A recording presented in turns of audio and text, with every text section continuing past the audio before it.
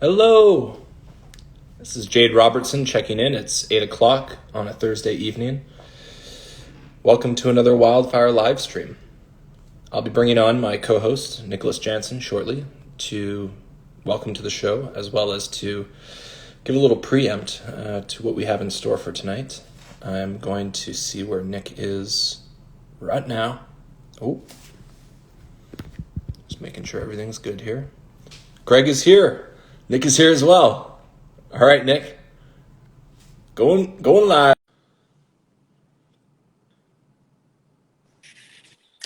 Hello. Hello again, my friend. Welcome, my good friend and brother and colleague. My brother, my creative collaborator, the one who left. How are you? I miss you. I'm calling in from a remote location. I can't confirm my location at this time. No windows, no doors, but yeah, I want to just say hi. And how are you doing? I'm doing well, man. It's good to see you. It's you're looking good. You're looking spry. You got some good movement going on. I can tell you're standing. I got the light. I got a ring light. Oh, you got a ring light. It's a full production. Well, I wanted to. This was your idea as well to give a little preempt to what tonight means. Right. Well, ever since we began this endeavor in April, it's kind of grown, I think, beyond what we intended it to be. And we've talked to a lot of people, not only from Wildfire, but from other films and other creative avenues. We've had some great conversations over the month, over the year, as it were. And we just want to thank everybody who's joined us for any number of our live streams and conversations and interviews. And we will announce that this is the very special season finale of 2020. So we did it. Couldn't have done it without you, brother. I couldn't have done it without you either. You've convinced me to keep going and stay with it.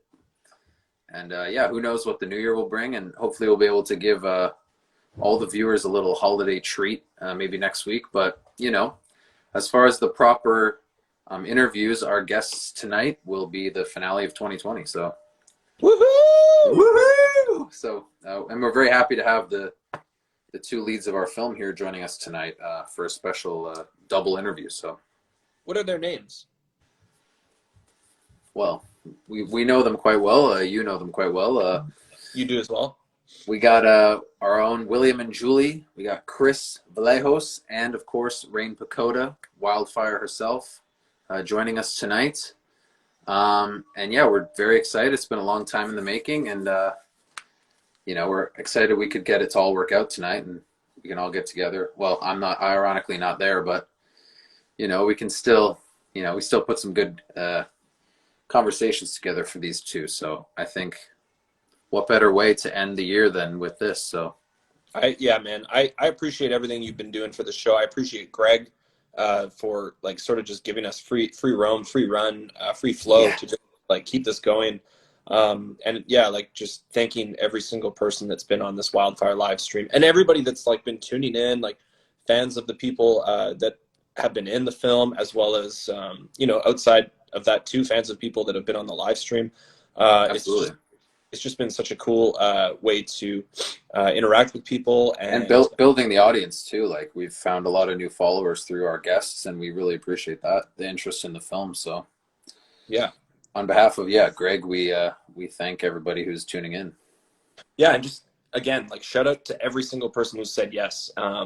Specifically our two leads tonight, which it's taken a while to get to this point, and I think it couldn't come at a better time. No, it's a good night. It's a good night. I feel good. Yeah, this is awesome. I am. It's only 8:05, so we have another hour and 55 to go. So it's quite a lot more. But tell me what you've been up to since you've come home. Been home. Well, I am. I've come home to be with my family for Christmas and New Year's, but I've been isolating in the basement, which has been, you know, fun exercise, and you know, trying not to go crazy, but you know, I got a bed down here and a TV down here, and I've been working on some videos and stuff and whatnot. So, you know, it's been nothing really out of the ordinary from my normal daily existence, but it's good to be back here and being able to see them, and yeah, being fed is nice. So when do you get to give them a proper hug? I think we're gonna wait like 10 days just to make sure. So you've got another about 7 days to go, 6 days to go. Yeah, something like that. Like probably after the weekend, I'll probably just, start going upstairs regularly and being part of the, give my dad a big old hug, and my mom, and it'll be good. But yeah, it's just good to be back here and place I grew up. Shout out to Mr. Noah Jansen joining the live stream, our 10th. We got 10 people watching. Oh my gosh. This is crazy. So give us a little bit of a refresher on what type of videos you've been making. Well, it's embarrassing. It's really quite embarrassing. I make TikTok videos. The past week or so, I've found a bit of a stride, and so I've just been, kind of making more movie-oriented content, which is what I know best. And it's been semi-consistent. I haven't posted anything yet today, so I should probably do that before the day is out. But yeah, it's just been pretty good numbers. I mean, we've posted a few sketches. There's short little skits with Luc Dujour. I don't know if you've seen these on my Instagram as well. They're available. Oh, not you, the general audience.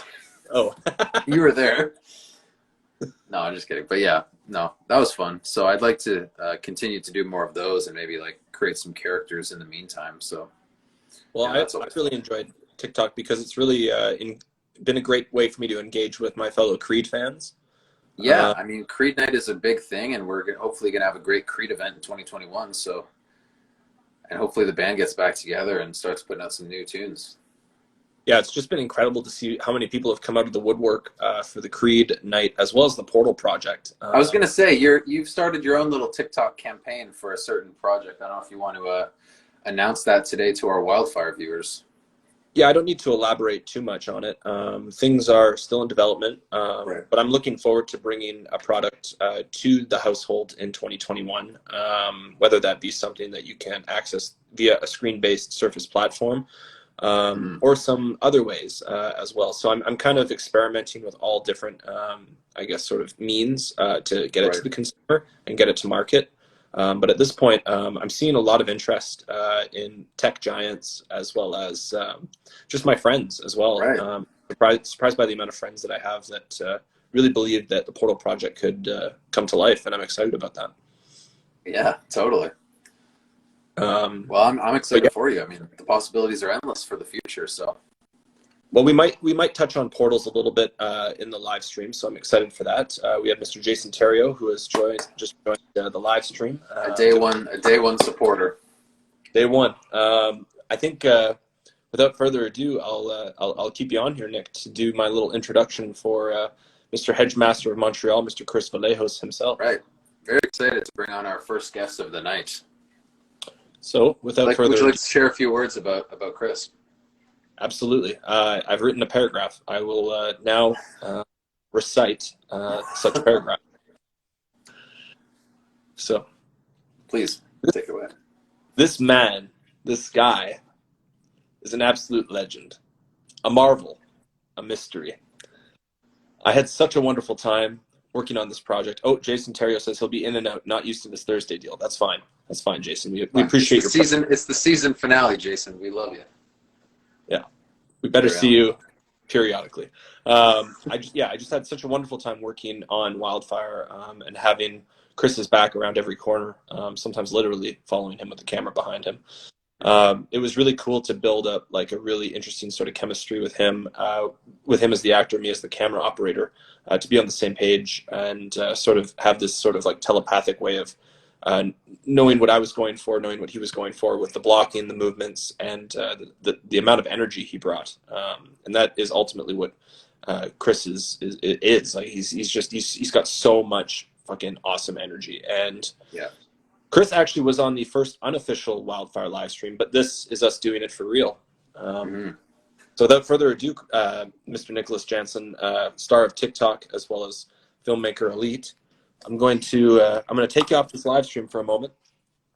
Well, I'll pop back in after this talk with Chris, but I'm very excited and we want to welcome him really back to the show, but to the show as well. So enjoy, everybody. I'll see you later. Bye. Goodbye, Nick. Bye. Well, without further ado, I'd like to welcome a good friend, a great collaborator, and overall, one of the best guys around for Hedgemaster Montreal. Do-do-do-do. That's okay, little bee, my darling. Oh, hey, man, how's it going, dude? Good indeed, my Good brother. to see you, man. How's it going? Whoa. Long time no see. Your hair's growing long. No, I let my hair grow. Didn't know how long I should grow it or if I should cut it, so I just let it go. How you doing, man? Let it grow, my brother. Let it grow. Let Oh, it grow. Haha.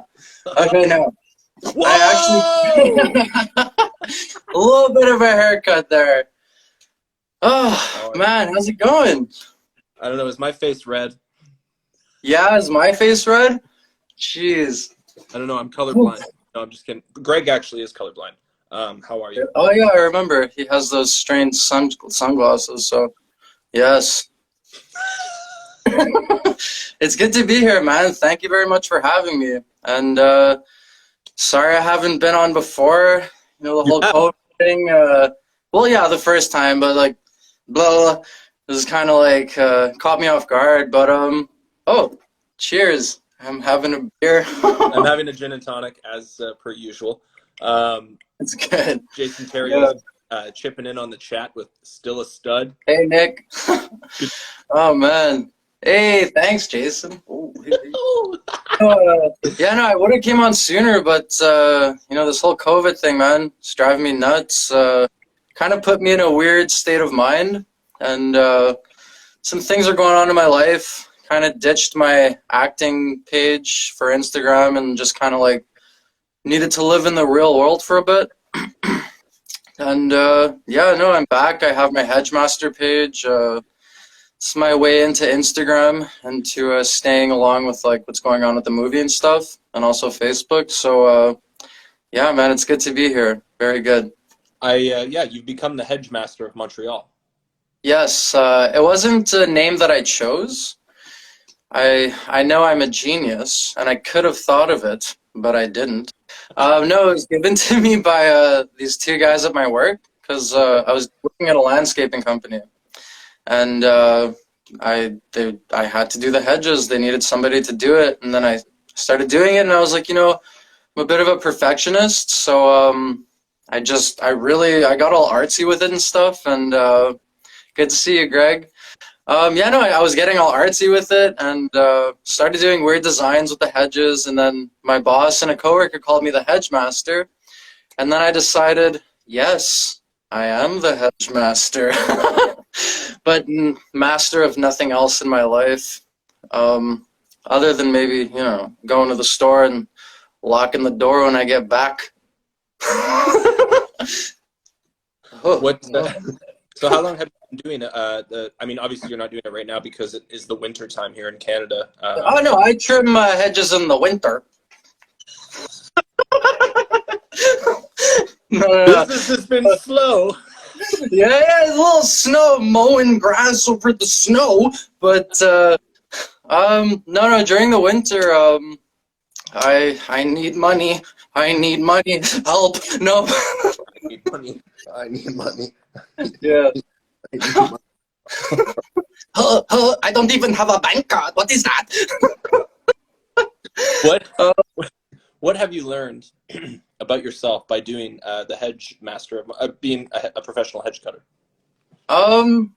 It's strange because I had to open up my own business. Mm-hmm. Because I had to branch off from the company that I was with, and kind of made me realize that like I'm cutting out the middleman, and that I could do it because I was always working for somebody before, and then I realized, you know, like I'm working for this person, but at the same time, like I could just go do my own thing and like own it and just do only that, and it kind of made me grow up a little bit because I was like, oh no, now I have to think about taxing people, and like I have to like make the job nice because if anything goes wrong, then it's on me.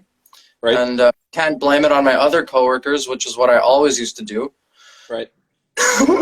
No, I'm joking. But no, it made me grow up a bit and realize I'm getting older, and I can't jump off like duplexes anymore and land on cars and party as wild as I used to. But no, man, it's woken me up a little bit, and now I'm living on my own. I'm out of my house. I'm living in the plateau of Montreal. Oh. Yeah. It took me like 30 minutes to find parking yesterday, but that's part of it. It was terrible. I just wanted to go home. Why couldn't I go home? I can't leave. I can't even go home. I can't leave. Yeah, jeez, fuck, I should have just stayed at my friend's house. Are you so just you were with a company for a while doing hedge cutting, and you were working with a crew, and then you kind of went off and did it yourself. Did you still have a crew with you though? No, I didn't have a crew, but and I didn't have any friends, but Right. oh no, that's it. No, I don't have a crew, but I have some guys from my old work who said they would want to work with me in the future. Right. But honestly, I just have to pay off my debts from acting school and my credit card, and then I'll slowly build my team. Like, it'll slowly happen. It's like a summer thing, so yeah. What I've been doing a little bit of research on hedge cutting, and I just wanted to bring up some terms. I don't know if you're familiar with topiary. Did I say that right? Yeah, topiary. And I mean, I'm not sure. And what? Pollarding? Pollarding? Yeah, I know that second one. No, I don't know the second one. I guess no. Pollarding is to do with trees. So I guess, what is the difference between a hedge and a tree? If that's an obvious question, I don't know. No, it's kind of a strange question, you see. I mean, because some hedges are just little small trees that you kind of stop from growing, and you keep it there, and those are usually like cedars. Yep. But I mean, you could have that same cedar, take it away from like that little hedge or the bush, put it by itself, and then it could grow tall, and then you could say like it's a tree. Right. But I don't know, because it's funny, man. Like, you notice, like I've noticed throughout the years of doing it, like how trees just randomly grow in places, because in some of the hedges I cut, like there's like an apple tree a maple tree that's just slowly growing out, and if you don't touch it, it's gonna come through. But I mean, like a tree is like that, and then a hedge that I cut is kind of like this, or sometimes like this, but a tree is like that. So that's yes. Yeah. What's the difference between trimming and pruning? Pruning is trimming is like pruning is like you have to take the branch, and like you have to really look at where you're cutting it. You have to go along the stem of it. You have to count how much growth has come out. Right. If like 1 leaf, 2 leaf, 3 leaf, 4 leaf, and that's where you cut like the stem. It's kind of like a little bit complex sometimes. I'm learning as I go. Right. But yeah, then trimming is just like, I'll have my machine, and I'll kind of just go loose on the hedge with like a chainsaw, and like a hedge trimming chainsaw type of thing. For people who don't know, it's like a hedge trimmer. Sorry? A hedge saw. A hedge saw. No, maybe. I saw a hedge once. What about scissors? Shears? I use those more for things in the home. Yes, but I do have those, and I go along sometimes. This one time when I was working for my old company there, my boss's company, he would put me to just go work at these random places, but like I'd have a big place, like an entire condo around the whole building, which it's full of life and nature, and I'm in charge of it. And this one morning, because I'd taken such good care of the place, and my boss kept sending me back there because they're paying the big bucks. So I worked so hard with all the heavy tools and stuff, and then this one day I just decided, I'm taking the trimmers, like the cutters, they're like that big, just like a real professional. And then that was kind of the day that I realized, like, I could just do this on my own. Like, it's just Yeah. Would you say that Edward Scissorhands has inspired your work at all? Oh my God, yeah. No, I tag Edward Scissorhands in all of my posts. Yeah. I love the movie. I love Johnny Depp. He's a stud. And if I was a woman, well, he'd probably reject me. But that's just how life goes. And How the yeah. crow flies. So Yeah. in doing hedge cutting, you got to get the right tools, you got to learn the right methods, you got to set aside the time. Have you come across some people that are pro hedge or anti hedge? Like, I've come across there was this one guy who was driving by once and he saw me trimming a hedge and I guess he thought I worked for somebody and he goes, "Hey, nice job, man. Who do you work for?" And I was like, "I work for me." And then he was like, "Oh, okay, well, call me up if you need anything." And I was like, "I never will." But I ended up calling him because I needed a ladder, and he has one of the biggest ladders I've ever seen. in Montreal, And, biggest ladder in Montreal. one of the biggest, and he's a white guy. So no, but I needed to borrow his ladder because like it costs like $60 to rent one, and I just don't have a place to keep my equipment, especially like a 16-foot ladder, without driving myself crazy or my neighbors. So yeah. Are there any parallels to other art forms that you've sort of like been able to use the same skills from becoming the hedge master of Montreal to apply those skills to? Yeah, crying, one of them. Right. If a customer starts talking to me and I don't like what they're saying, I just I do my best. And yeah, exactly, just like that. No, but I've a seen little you bit. cry. It's like, I've seen you sorry? cry. I know you can cry. Yeah. Man. Oh, You it have- wasn't on command. I was feeling things, man. It hurt. But yeah, I mean like it's like I mean it kind of I think like I'm an artist. So working on the movies, I'm kind of like, maybe I am an artist. Like I don't like paint beautiful things and do this, but I can hold a heavy tool and make your hedge look nice and like give it some waves and like just be an artist like that. So in that way, yeah, I think acting and just calling myself an artist has helped me at work, and it helps me get through the day because if I just go to work and think like work, work, work and cut the hedge and then that's it straight, no, I have to kind of get weird with it. So Well, yeah. I appreciate you. I always have. I always will.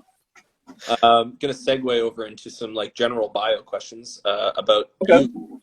Where were you initially born? I was born in Montreal. I think at St. Mary's Hospital on January 28th. I think at like 3 or 4 in the morning. How much did you weigh? Oh my God, I have no clue. I think the normal weight for a baby. I feel like you were. I feel like you were a big baby. I don't know. I think you were a big baby. I'm a big baby now, but when I was born, I was normal sized. Fair enough. What was it like growing up in Montreal?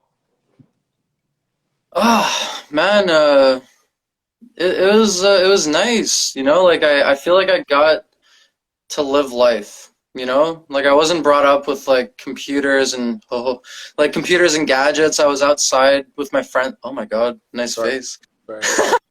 No, I was outside with my friends all the time, and I had one best friend who lived, if I ran full speed, like a minute away from my house, and then another best friend who lived like 10 minutes away, and Full speed. yeah, full speed. Yeah, no, I was a fast kid, man. I wasn't running away from home, but I was just running to another home. What? I see here my Hungarian treasures has chipped in with 7 pounds 3 ounces. So you were a little baby. Oh, that's my mother. Yeah, and apparently I had an irregular heart or something. It's shaped irregularly. I thought you were gonna say an irregular nipple. Well, Oh. I do. People have thought that's a third nipple. It's just a beauty mark. Stay tuned for tomorrow's Wildfire post. We will be posting a few photos with Chris's nipples. No word of a lie. Have you ever acted? Or no. What's something people assume about you because you're from Quebec? It depends. If I'm seeing someone in Quebec, they think I'm French, and then I start speaking English, they're not always so happy. But if I see somebody from outside of Quebec, they're like, "Oh, are you the French Quebecer?" And I'm like, "No, no, no. I'm the good one. I'm the one who grew up speaking English, trying to learn French, not really learning it, but you know, I'm a good Quebecer. I think of like, you know, Quebec's such a small place. It's in Canada, and yeah, I don't know. People have treated me well outside of Quebec, so I can't complain. Have you ever been in a French film? No, no, no, no. Never in a French film. No, have you? No, but I'd like to be. Yeah. Moi aussi, but I can't. I'm so bad at French. If I was in a French film, I'd have to really learn the script. And people are always like, "But you lived in Montreal for your whole life," and I'm like, "Yeah." It's just, I think it's because my first experience trying to speak French, I had this French presentation, and it ruined my life a little bit. Kind of sent me into the shadow realm. I had, sorry? Like from Yu-Gi-Oh, the Shadow Realm? Yes. Yeah, man, I had to go up in front of my class, and I didn't know we had a presentation because I was so bad in French that I didn't know what was happening in the class. Okay? So everyone was prepared. They had like a week to prepare. I just didn't know. And then I went up in front of the class, and my teacher kept me there for like 10 minutes, just asking me questions of very simple things that I didn't know.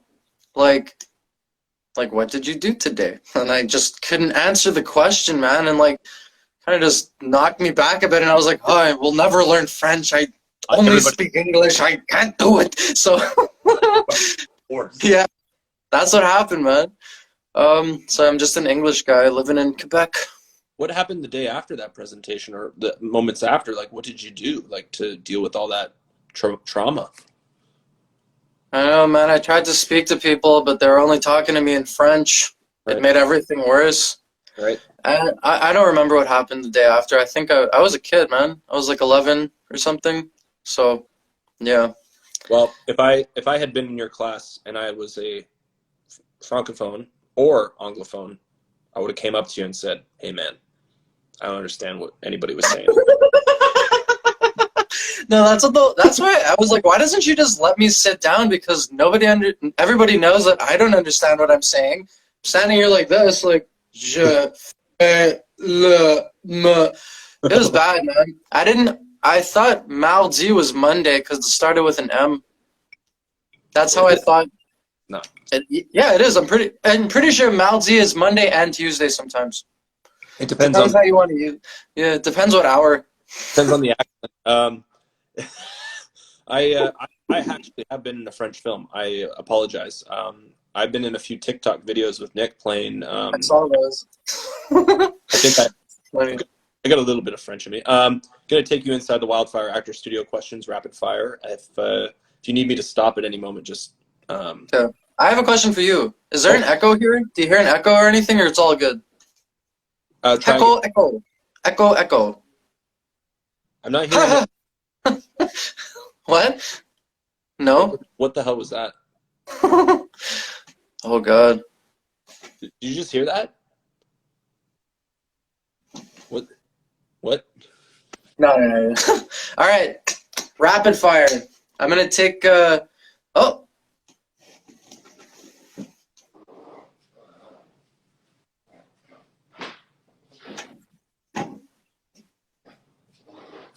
You look good, Chris. You're so fit, man. I got to get back.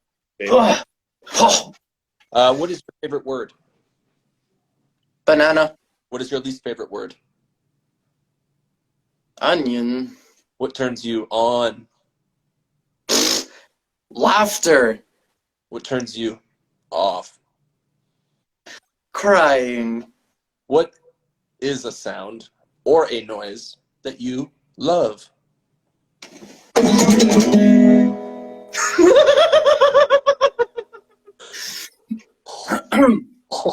That sounded better than I thought it would. What is a sound or noise that you detest? Or hate? Or detest? Detest, French, is for hate. I really don't like that. That doesn't sound good. Or like a... Or like, you know when a truck's backing up Yes, yes. Or when like a cop's going by and he goes, and you say, "Hey, there's the police," but you realize it's not, and it's an ambulance. It's your uncle. Or maybe a fire truck. My uncle. Sergeant. Uncle what? What about these? Yes. Yeah. We'll talk about later with Rain. What if you could attempt any other profession rather than your own, which apparently at this point is? Hedge trimming. What would you like to do? Honestly, I wouldn't mind being a teacher. I think I'd be good at teaching. Hey, Phil. Phil! That guy cuts trees down. He has his own company and stuff. He's someone that people look up to here in Montreal. So yeah. But no, if I could do, yeah, pretty much, man. Like like how people who climb up in the trees with like yeah, like they do that. So it's pretty cool, man. I don't do that. I look up to them. They look down on me. But no, if I could do any other profession, yeah, I'd be a teacher, man, because I think I'm good with people. I mean, I think there's if I could go back in time and make myself my own teacher, like of the class, and put someone like me in front of the class, like I probably would have learned a lot more. And no, I don't know. That's a teacher. Yeah. Bill Vision says we need to meet up. Does that include me on this invite, or is that just the two of you? It probably does not include you. No, but yeah, no, because okay, no, you could come. You could come. No, because we live in the same district, so yeah, we're all in Montreal. Yeah. Which district is that? District 9? Yes, actually, District 9, just like the movie. If God exists, what would you want to hear from God at the pearly gates? I mean, I guess I would like him to say, people liked you. I'm sorry you had to go the way that you went, which was a car accident. Well, and how did I know? And he would have said, you should have grown your hair out a little bit more. You could have dated that girl in grade 7. I was just shy, God. And yeah, Tough to be shy, man. It's tough to be shy. It is hard to get by when you're shy. Hard to get by. How to get by when you're shy, but how to get by. Gotta get shy when you're dry, when you what when you're little. Did you say that? Did you say that? Did you say that you want to get shy when you get by?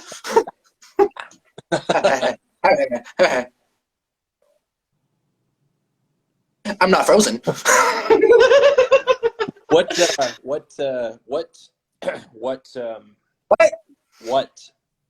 now? What? What? What?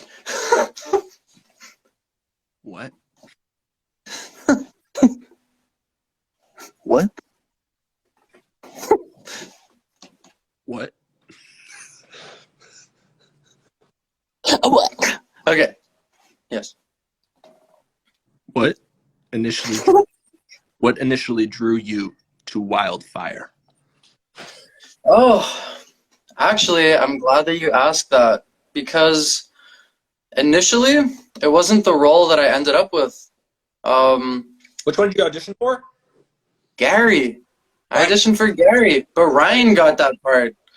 And when I met Ryan, I realized why he got that part. He did make a great character. He made a very good character. He's a very funny guy, man. Like, yeah, no. But I had a teacher, Vladimir Bondarenko. He was with me at the Academy of Acting for film and television. Okay. I might be losing you here.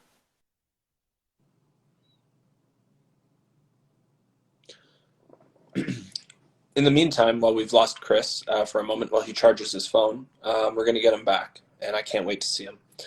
He was just talking about his teacher at the Academy of Film and Television Motion Picture Acting, Vladimir Nabokov, who was a key mentor in Chris's development as a performer. And the question that we initially raised to the hedgemaster of Montreal was, what initially drew you to WILDFIRE? When you're back, Chris, there is no rush. In the meantime, I'm just going to bring Nick back for a moment, just for a little. We have a few little technical difficulties, but all is fine. All is well. If Nick's down to come back, is he ready, or is he watching a movie? I feel like he's ready.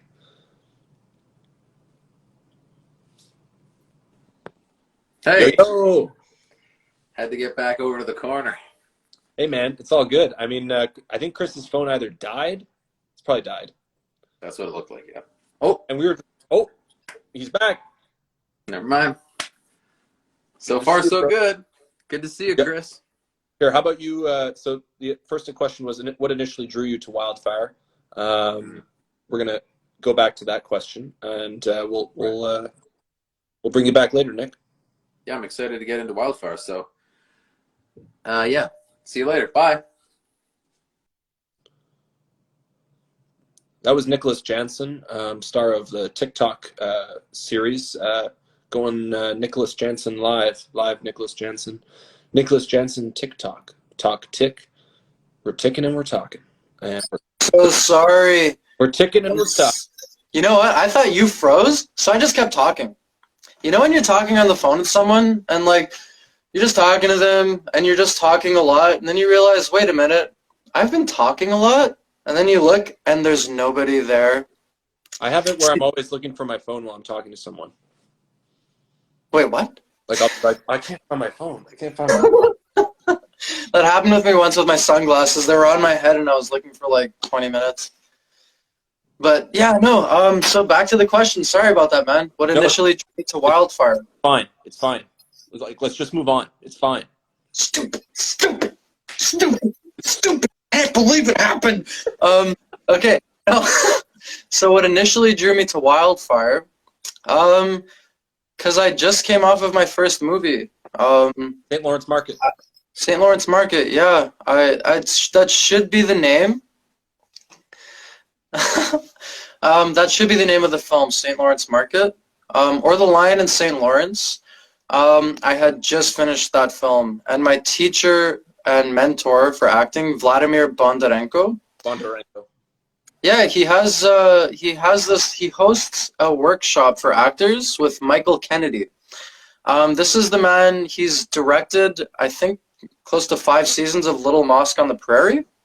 Right. And it's a very tight-knit little community of actors, and there's 12 of us that go to this acting course. Okay. There's like a solid 6 people who are revolving in it, but basically, I had come to Toronto to do one of his workshops, and I timed it so that I could go to the audition for WILDFIRE because I found the audition for WILDFIRE, I think, on Facebook.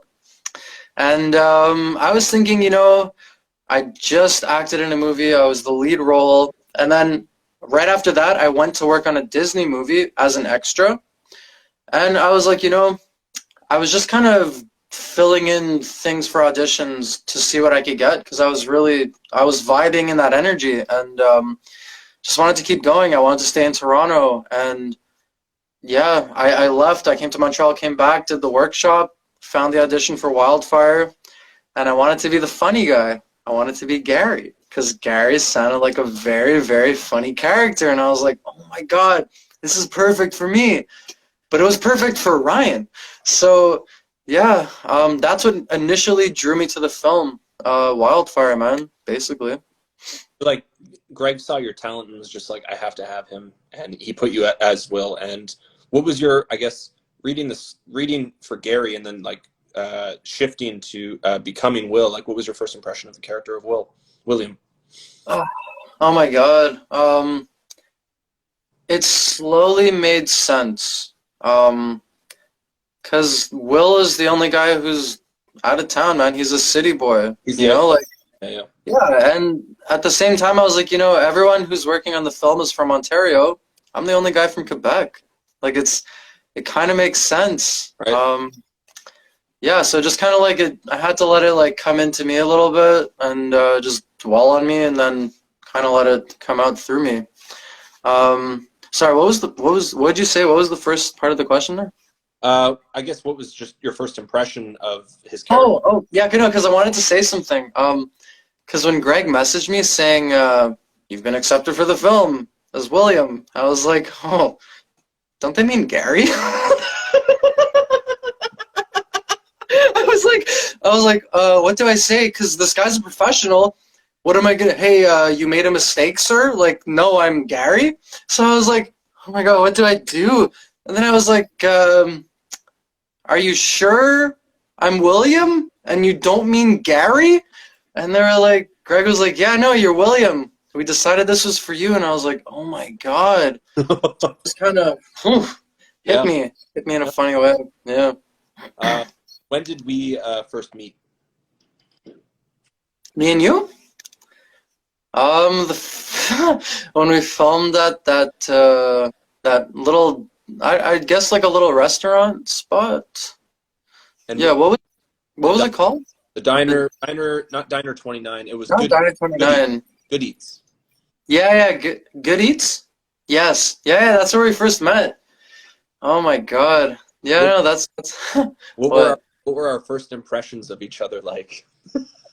Oh my god. I guess it's kind of like when you meet somebody else who's like also strange in a funny way, you can kind of tell. And I was looking at you and I was like, he makes jokes. I was like, he's gonna make the same jokes as me, so we're gonna get along very well. We're gonna get along just fine. Yeah, no, it was nice. It was funny meeting you because like you seemed like such a funny guy, but then you were very serious, and I was like, ooh, I like it a lot. But then I was like, ooh, gotta hold back. So, what was that first day like for you? oh my god, that was like, it was like so exciting, but I felt like honestly, I felt like dirty a little bit because I don't know if you guys remember, but I had a bed bug situation. Yeah, because I came to Toronto 2 days before the shoot because I was like, hi Emily. Yeah, I came to Toronto 2 days before the shoot and I'm like, I'm gonna just settle in, get relaxed, you know. But the opposite happened because I went to an Airbnb. I got there at like 3 in the morning, and I had a hard time parking, which I didn't like at first. I was like, oh, I need to park. And because they said there was a parking spot, and I was like, what the hell? So I ended up parking in a very tight spot. It's very tight. And then I went inside the house, and in my room, there were 5 beds, okay? So I was like, okay, that's strange, because I'm the only person in there. And, you know, it was summertime, so I went and lied down. I kind of felt a bug biting me, and I was like, it's summertime, it's a mosquito. Just a bug. Yeah, so I went back to sleep, and I was like, it's another summertime mosquito. And then I realized, these ain't no summertime mosquitoes.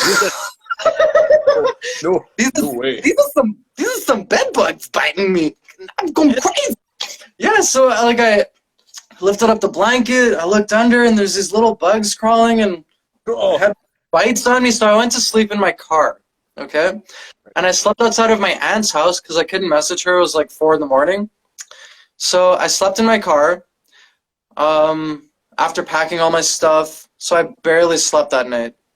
And then the next day, I was so scared of infecting everybody with bed bugs that I went to 2 dry cleaners.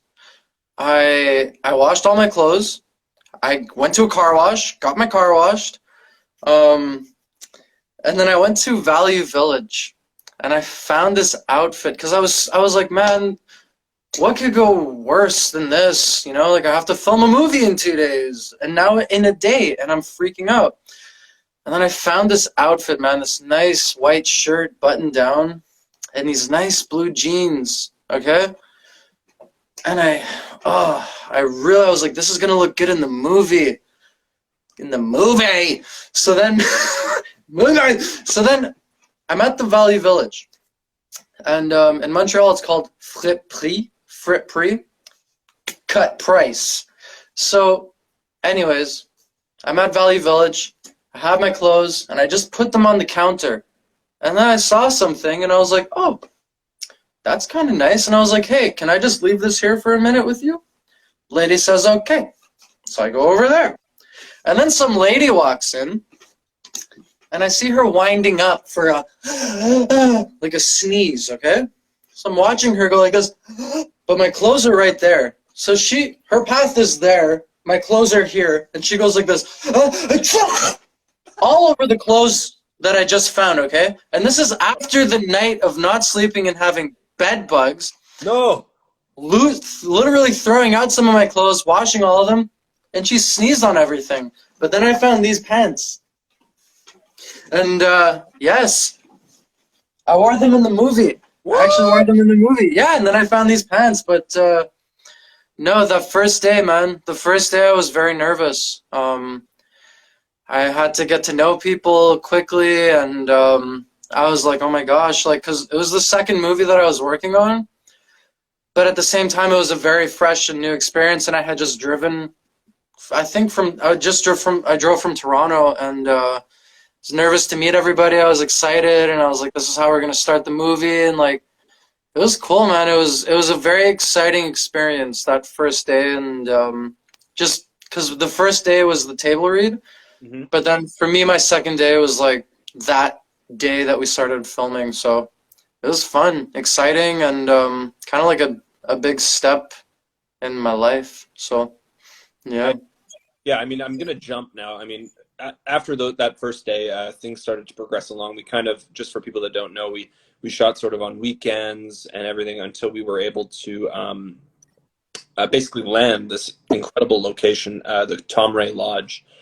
So I guess just talking a little bit about that place and where we did the bulk of our shooting. What was the experience of living and working with the crew over the two weeks and in close quarters? What was that like for you? And yeah.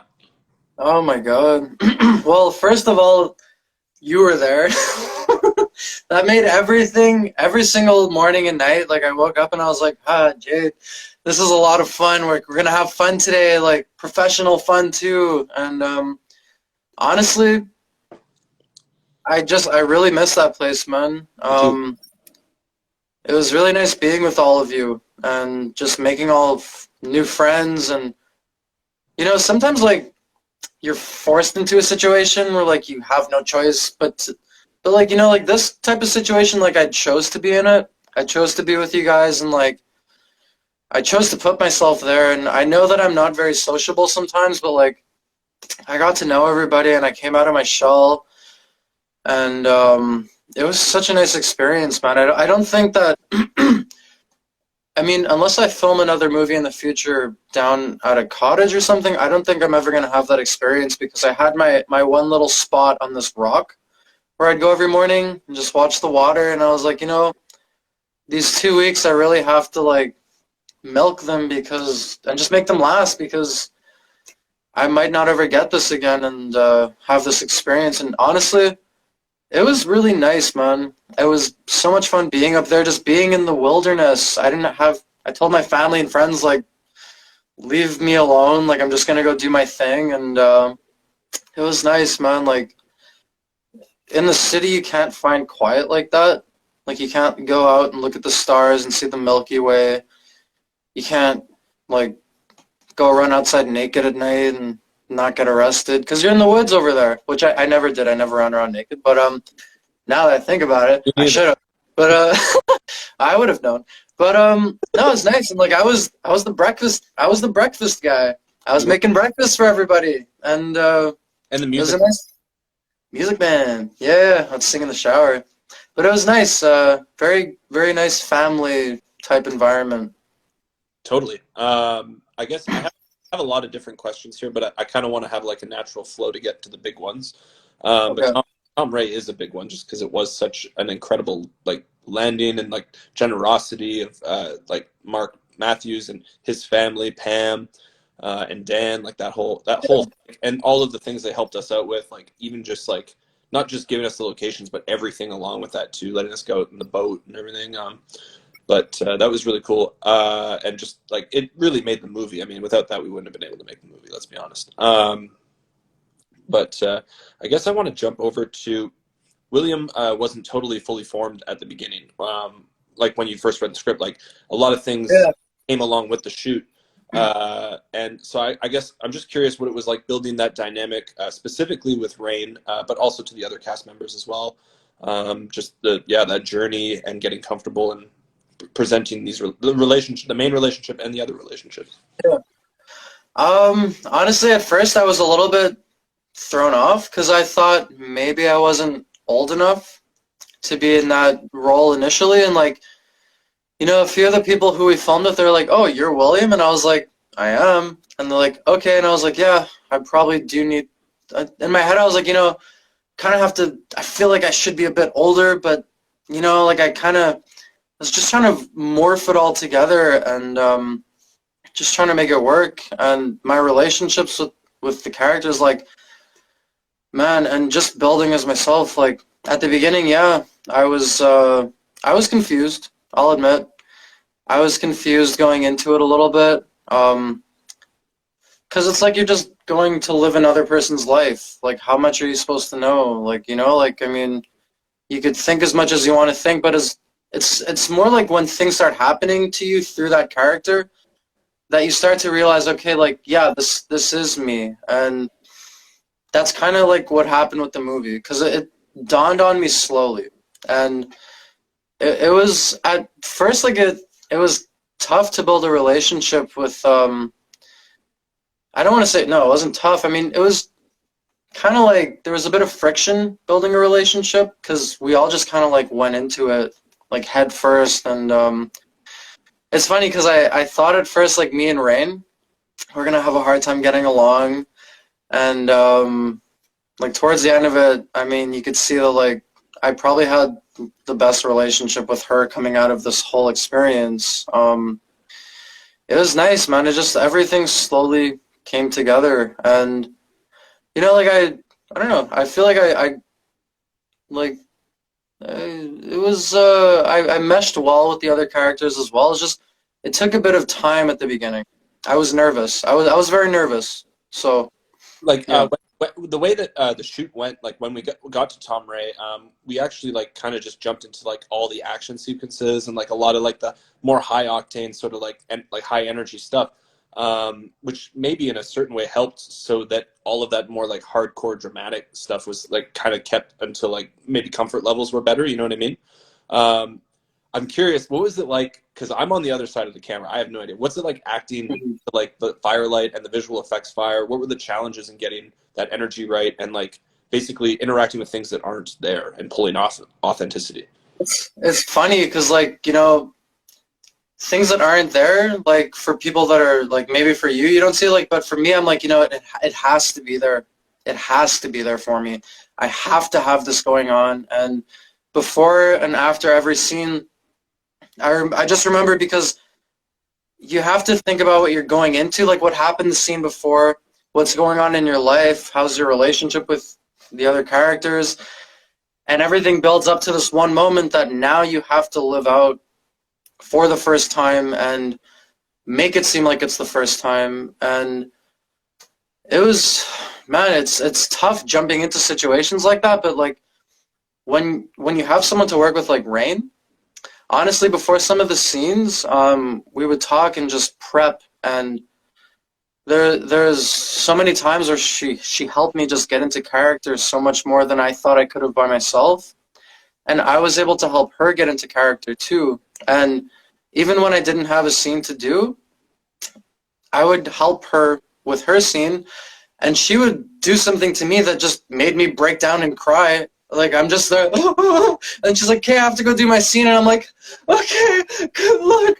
Oh my God, what happened? Like, And I'm just there like, Jesus, like, how did she make me feel like that? Like, it's crazy. But, yeah, no, it's nuts just throwing yourself into a situation like that. Yeah. So I'm going to get to Rain. We're going to be talking with her very soon. Looking forward to that. Big difference, though. I mean, for her method during the shooting, she didn't take a look at any of the dailies, but now in post-production, she's heavily involved as one of the editors. Comparing that to you on set was super like involved with watching dailies and aware of like continuity issues, but also like knowing every character's like emotional through lines from scene to scene. So and now you haven't seen much since then, you know, so it's kind of interesting that kind of has flipped. But what was that process like for you to watch the dailies and getting to see your performance playback like that? Do you think that it helped your performance to watch the dailies? I think it did help me because I was learning as I was going, and part of why I was watching the scenes with you guys wasn't really to see how my character was emotionally. It was more to see like the camera angles and what looks good in which position and like how I should stand, and it was just more general stuff like that. But then at the same time, like it was fun to watch to see what was happening because, you know, I was like, you know, I know that I'm acting in it, but you're the guy you're the cameraman. Like you see everything all the time, and like I wanted to see it through your eyes too, through your lens. Right. And I was just excited to see the progress of the movie because, you know, for me, like part of my motivation, where I get motivation, is seeing how the project is coming along. Right. And if I see that it looks really good and we're doing really well, I'm like, yeah, let's keep going, man. Like, let's keep doing it just like this. Like, it's a lot of fun. And I try not to let things throw me off because in life, you know, I'm very up and down as a person. And I try not to think too much when looking at, like, if I'm watching myself in the movie that we're filming, I don't want to think like almost like a wedding day superstition. Like, if I see the bride before I get married, we're going to get divorced. Like, you know, like I kind of think like, you know, I want to see that and just have it in my head and just keep going with that. So, yeah, but like after the movie, yeah, I know I haven't seen much. I've just been in Montreal, kind of like just living life, man. Yeah. Well, so it's exciting for that reason. For when you do get to see it, I'm excited for you. Yeah.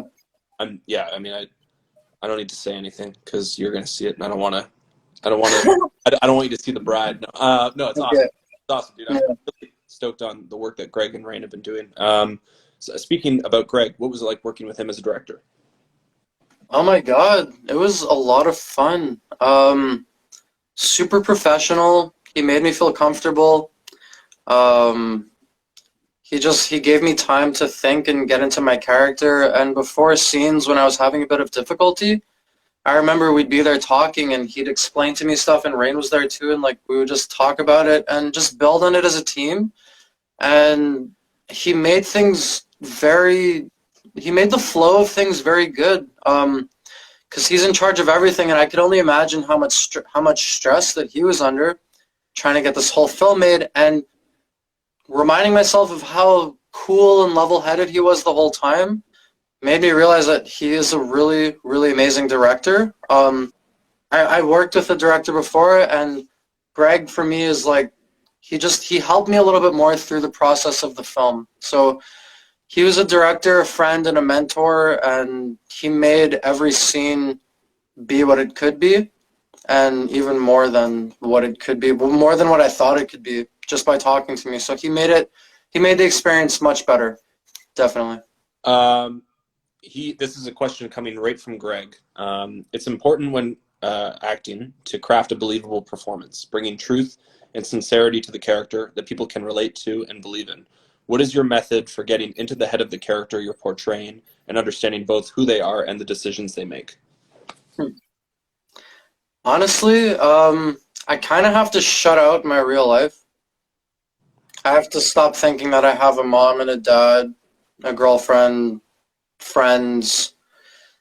I have to stop thinking about all that and just realize that, you know, I mean, I do have my family on the side, but like in this time, like, it's scary because, you know, it's like if I shut off, I'm like, what if something happens to my family? What if somebody dies and they call me the day that I'm filming, and you know, but as sad as it is, sometimes you just have to shut that off and be like, you know what? I have to not care about that right now. I have to just focus on what's happening and focus on, this is my life. This is the guy's life. And if I want to give a good performance, people have to see that I'm not thinking of anything else. I have on my mind what my character has on his mind. And I mean, yeah, it's intense. It is intense, yeah. Like before every scene, you know, like you have to just put yourself in a mood and just, it's almost like you have to cloud your own vision and just see through a little tunnel of what's right ahead of you, because this is what your character's living. Even at night, sometimes I think of myself as William. I was like, oh, I'm William. Like I'm not even Chris anymore. Like I'm William right now, and I have a wife, and I have to be a man for her. I have to be responsible, and like, I don't have a wife in real life, but if I ever had a wife, I know that I could do it because this movie made me realize that, you know, like I had to put myself in that position and just dive, man. And when things got a little crazy and I guess just high, like it got a little heated on set. I'm not going to speak about any particular instances, but there were a few instances, like emotions were high. What sort of like things did you do to like help you stay centered with your performance and just keep like continue just, you know, not letting the last take maybe affect you, you know what I mean? I just kind of try to see everything from everybody else's point of view. Yep. Like maybe try to see myself through somebody else's eyes and be like, okay, maybe I am being a little intense.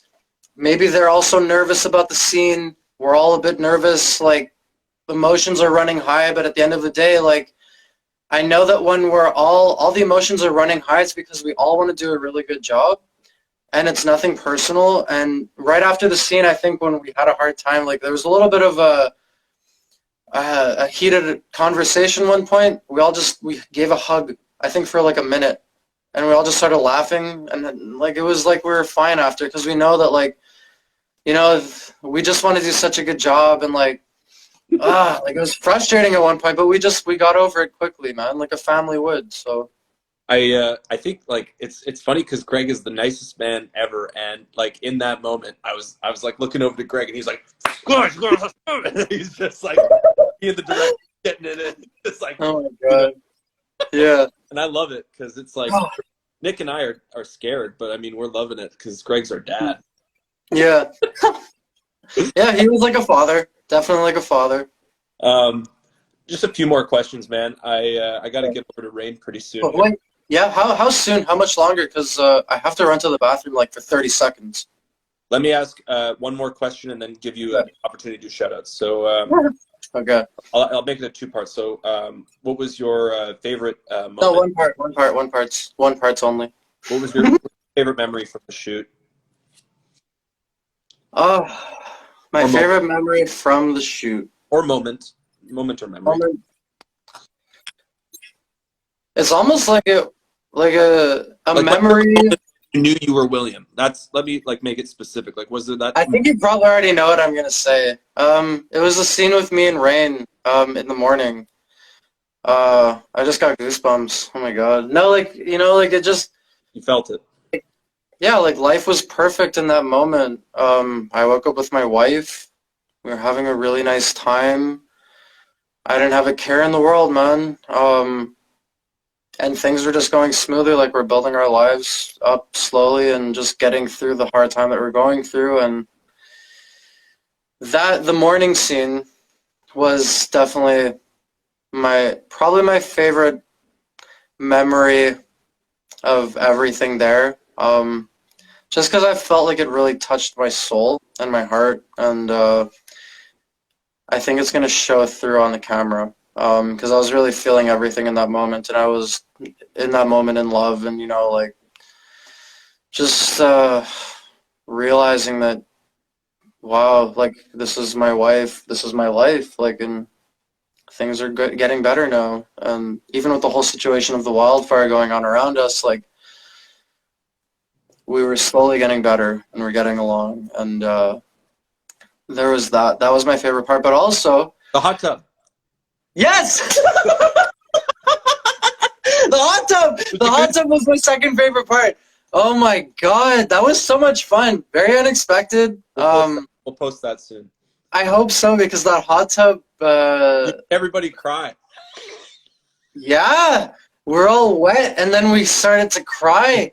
More tears, more wetness. Just oh my gosh. Very close to Niagara Falls. Yeah. Man, I love you. I'm so happy to see you. I'm so Love you glad too, you man. said yes. Do you want to give any shout outs before you take a peek? I mean, I'd like to give a shout out to my family and friends who are watching or who are going to watch, for being so supportive and everything, and just staying in tune while I tell them, you know, like, give it some time. The movie's gonna come out next year, and they're all waiting. And I have my mom, who's she hosts her and my aunt. They're in charge of this My Hungarian Treasures. They grew up to like 20,000 people in their group, and a lot of the people in Hungary, yeah, so there's people in Hungary that know about this film. So it's all over the globe, man. Yeah, so definitely shout out to them. I mean, shout out to you, shout out to Nick, Greg, everybody, Adam, that helped with the film. I mean, yeah, I don't know who else to shout out. Dwayne The Rock Johnson. And yeah, shout out to Sleeman. Cheers, man. Definite cheers. Cheers. Yeah.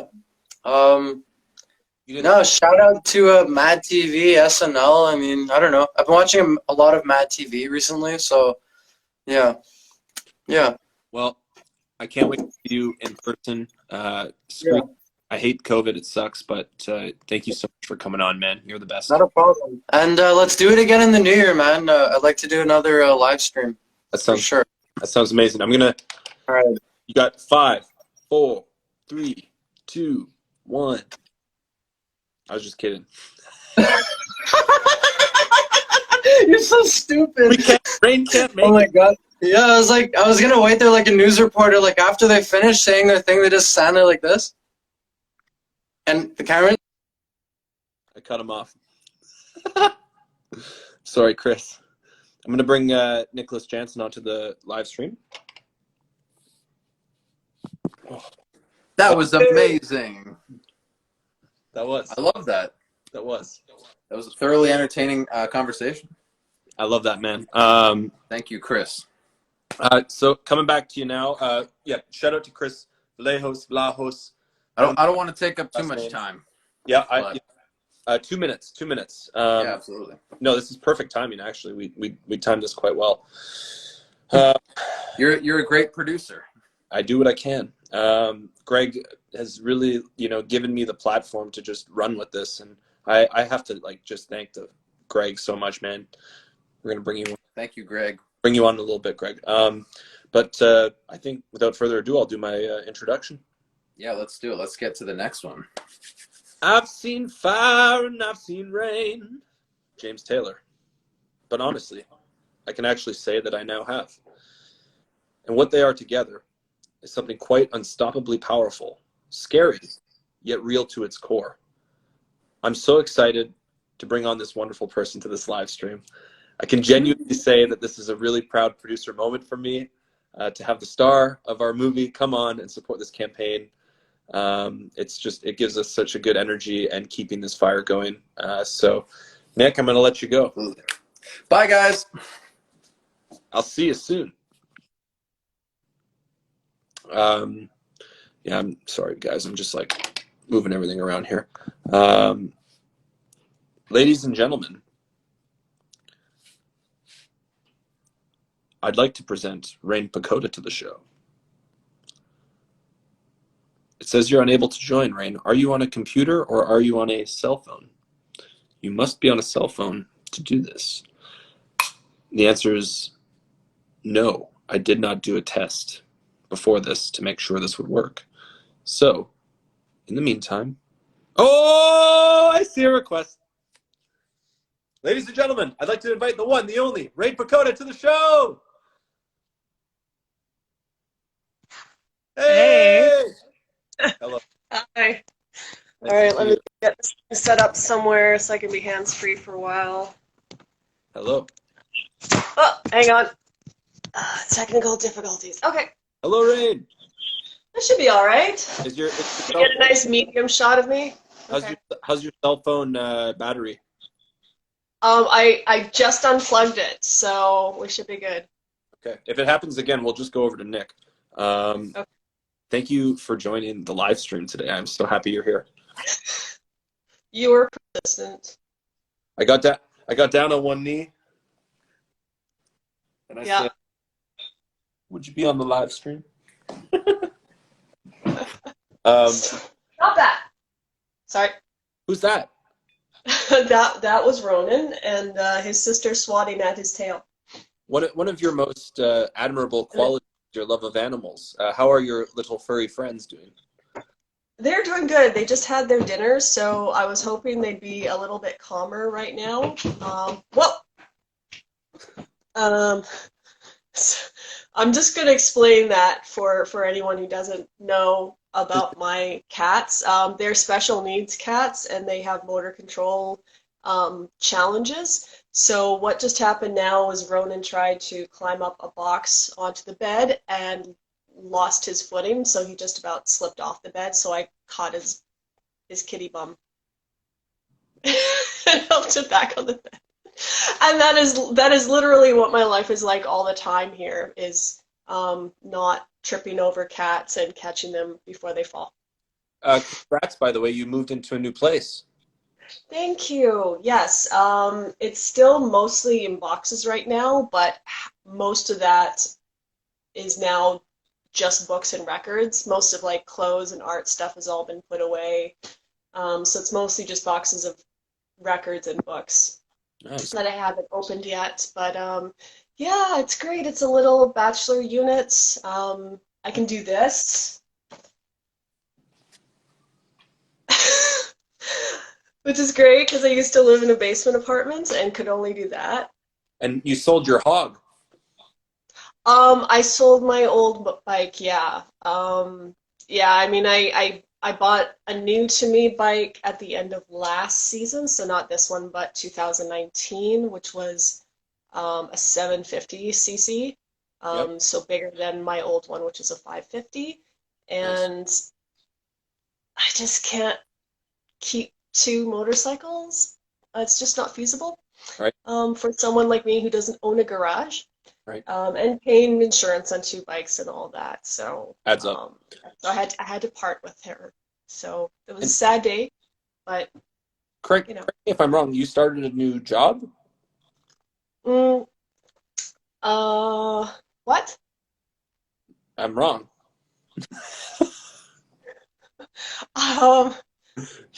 No, you are wrong. I am. You are wrong. Thank you for correcting. I did get hired for a film shooting in the springtime, but I don't think that's what you were thinking. Is it WILDFIRE 2? No. No? Oh, okay. I didn't know about. It's called WILDFIRE 2: Julie's Revenge. I feel like I feel so kind of like detached from the process to a large extent. Like you and Greg have been going like nonstop, basically for the last. Like, how long has it been since you've been editing with Greg? Like 6 months now? When did I come on? Four Start or five. just like watching. Yeah. No, it's got to be longer than that. That has to be like back in April or May.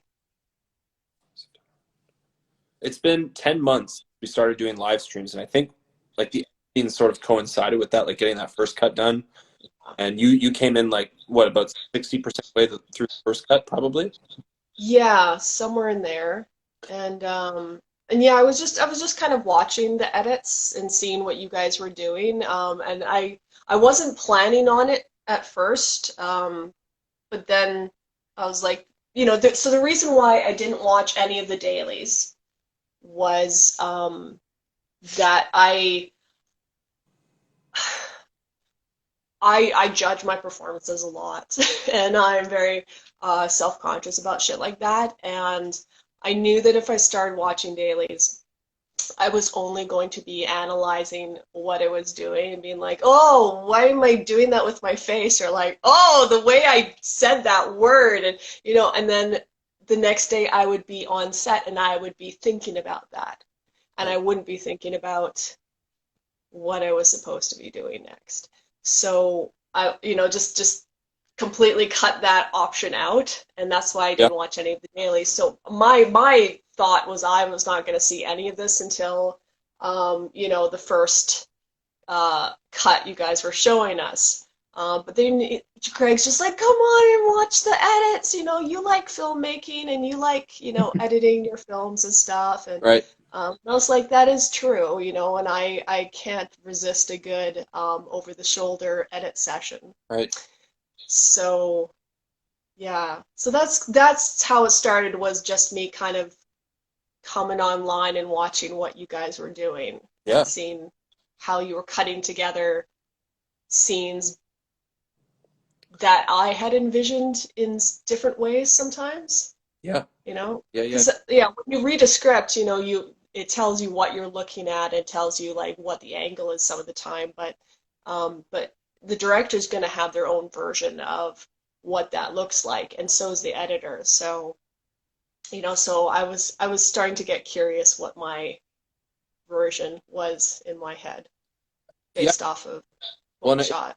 Just to draw like a comparison, or at least juxtaposition, like Chris sort of like involved in watching dailies during production, you not being involved, and now Chris not being involved with the post, but you being heavily. Yeah.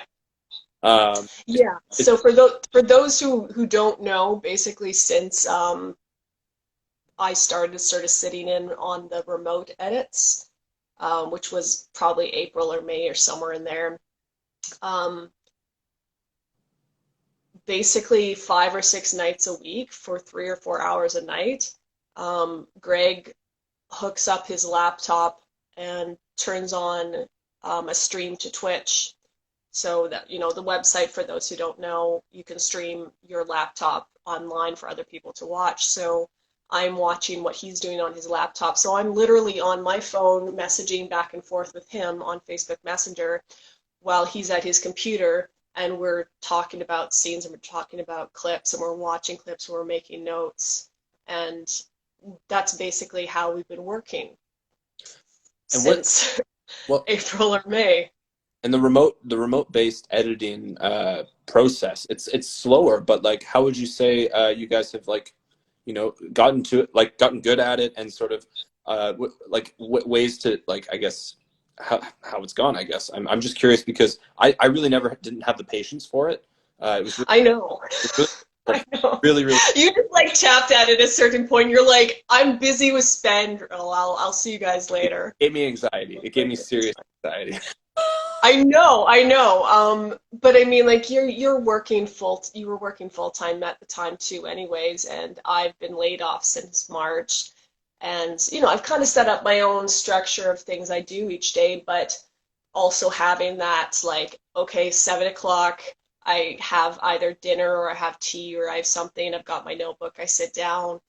We get online, we start going through things. Maybe halfway through, I throw down my yoga mat and I start doing like my exercises while we're working, and then I'll like stop in the middle and like message him something. I'll be like, no, stop, go back. What was that? That was awful, and that's been really good for me to have that structure as well, to have a goal that we're constantly working on each day. So there's some things that we've gotten to be pretty good at shorthand in terms of what we're trying to express to each other. And like he knows there's times that I'll put my phone down or step away from the computer for a minute, because it's, it takes time to line up shots or scenes or whatnot, and it's an exhausting and frustrating process to stare at a screen for 4 hours that you have no control over physically. And so that's why, like, after a while, I was like, I gave myself permission to not be at the beck and call of the message at all given times. And so I'm like, I'm gonna like wash my dishes for, 5-10 minutes, and then come back, and, thumbs up or ready means we watch what we just did. things like that. So I guess, can you talk about what it's like to work with Greg first as a director and now as an editor director? Well, I mean editor, just as an editor. Just as an editor, as a co-editor, it's definitely been a bit of a different experience from my experience with him as a director. I think part of that also is that his personal understanding and vision of the material has also been growing and developing since we shot the film and since we started piecing, everything together. So there's some things when we were shooting that he was a little bit, oh, just try it, Jade, or, just, we'll see what happens and we'll just follow them with a camera. Like he was a little more like, Free flow. let's just see what happens. But with the edits, there's a few things that he was like really firm about, which is good because I have, a lot of strong beliefs in general about certain takes and certain versions of an edit. Right. And I have reasons for that too. So I'm like, let's talk about this. If you want to hash this out, if you want to, convince me of your version, that's fine because, I just want the film to come out right, Yep. And there's been multiple times that he's like, this is why we need to do this because we forgot later to shoot this. Right. And so we need to be able to explain it to the audience. So I'm like, damn, okay, yeah, okay, no, that makes sense. Yeah, we're just gonna have to do that. Right. And things like that. And same with me, as there's been multiple times where I've also had to, argue my point as well about why we need to have that clip in that moment as opposed to seeing the person who's talking. Right. Yeah. I want to get into the actual shooting of Wildfire, but I have one more question just about like sort of the general story about and just sort of like, I don't know, one of the powerful selling points of this film in our is that it follows a female protagonist, and it's one of the types of stories that I think we're seeing more of them out there, but I'm just curious how you think this particular story will contribute to maybe this new school of films that have more female-driven narratives. I mean, I don't really know how to answer that question exactly. I think for myself, speaking as an actor, I don't get cast in a lot of the mainstream type of roles anyways. Like I never am the one who's reading for the girlfriend or the wife or the hot waitress, stuff like that. Like that is not my actor MO. But when I do get cast, it's always for something interesting. And at the end of the day, I think people like interesting stories and they like roles that people can relate to. And I can't remember what filmmaker it was who said this, but they said specificity is universal, which basically means if you're going to tell a story, don't try to be vague about the relationships or about the circumstances. If it's very specific and if it's something or something that's true in a sense, that resonates, that's universal. People get that. People understand not getting along with family, and people understand feeling trapped by their past and about feeling unsatisfied in their marriage and the whole like, am I with the right person? Have I made the right choices in life? And feeling like you're still that fucked up 16-year-old, even though, that was years and years ago, and how frustrating it is to go home and visit your family and like 10 minutes in, you're like, Mom, no! And you're like, oh my God, where did that voice come from? And that's something everyone relates to. We're not. And it's so nice to be able to have directors and writers who are more interested in telling stories from female perspectives or from Indigenous perspectives or something that is everywhere in Canada, but it's just not on screen all the time, right? And I think at least over the last like 10 or so years, I've noticed a great deal of change in the industry and in the public opinion about Canadian-made films. Like when I was younger, like Canadian-made film was Anne of Green Gables. Right. And then for a while, Men with Brooms, which was this Paul Gross movie about curling that actually got a theater release, like a mainstream theater release, and it was such a big deal. Right. But that was about it. And when I started getting into film and I started realizing there was stuff shot all the time in Canada, I couldn't get enough of it. And I went through the entire library catalog in the Saskatoon Public Library and rented everything I could find. And there's so much good shit out there. And I think over the last like 10 or 15 years, people have really started owning it, going, yeah, we got Cronenberg, and yeah, we got Deepa Mehta, and you know, and being able to see like that is part of the Canadian perspective as well. You know, like a white man from Toronto and an Indian Canadian woman are both Canadian, right? It's crazy too. It's really cool. You have this perspective, like I had the perspective of like, oh my God, these are like titans in the Canadian cinema world, and like now I work with them, and I'm just kind of like, what would you like? You're a dude. What would you like in your coffee? Yeah. You know, it's like you're a dude. You're a person. Yeah.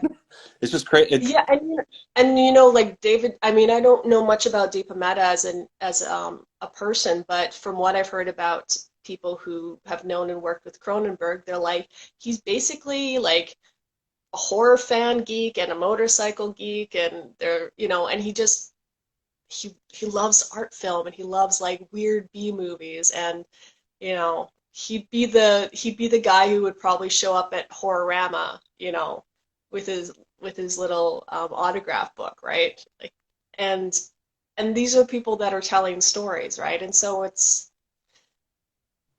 really kind of cool when you look at it from that perspective, that that everybody has something interesting and important to say, and you're not always going to be the person who gets to the front of the line first, but that's also a good thing, right?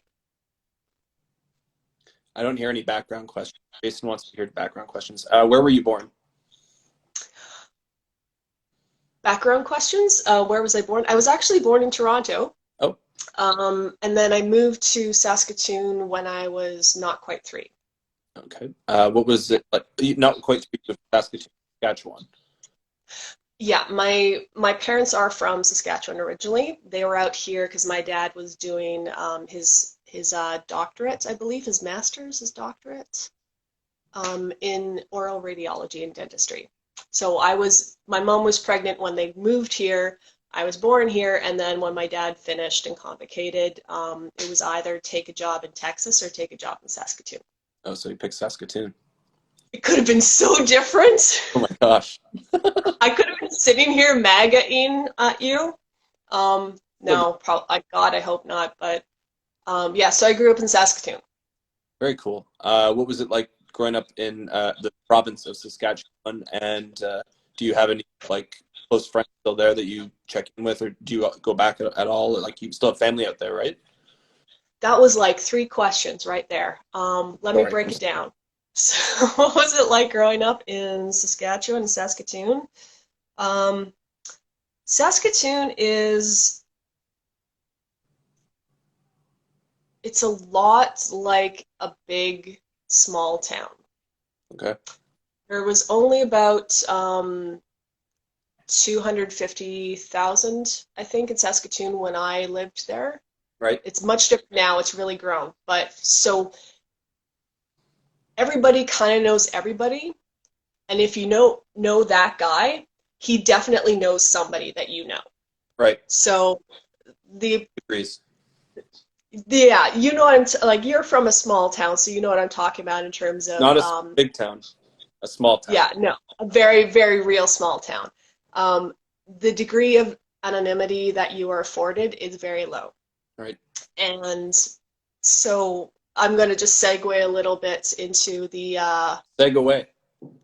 thank you, into the concept and story of Julie. Is I got that immediately, the sense of wanting to leave a place that you felt like you didn't belong and felt like you were defined by, right, and not in a good way. And so I look back at my time in Saskatoon with I'm kind of two-minded about it. I'm grateful for the experiences that I had growing up, because I also think if I didn't feel so isolated and I didn't feel so completely misunderstood and not having a team or a sense of purpose, maybe I never would have been driven to try other things and try things outside, the bubble. Like, right, the idea of being an actor when you're growing up, like, that's not a job. That's not a thing, right. And so wanting to escape, wanting to reinvent yourself, wanting to sever certain aspects of yourself, I get that very much. But at the same time, there's a lot of aspects of Toronto when I encounter. I don't always encounter it the same way that maybe an average Torontonian would, in terms of interacting with a stranger or seeing the seasons change. And as soon as the snow falls here, everyone's like, "Oh my God, oh my God, it's snowing!" I was like, "Yeah, guys, this happens all the time, every year around this time." And my parents have been shoveling for 2 months already, so let's go. Saskatoon.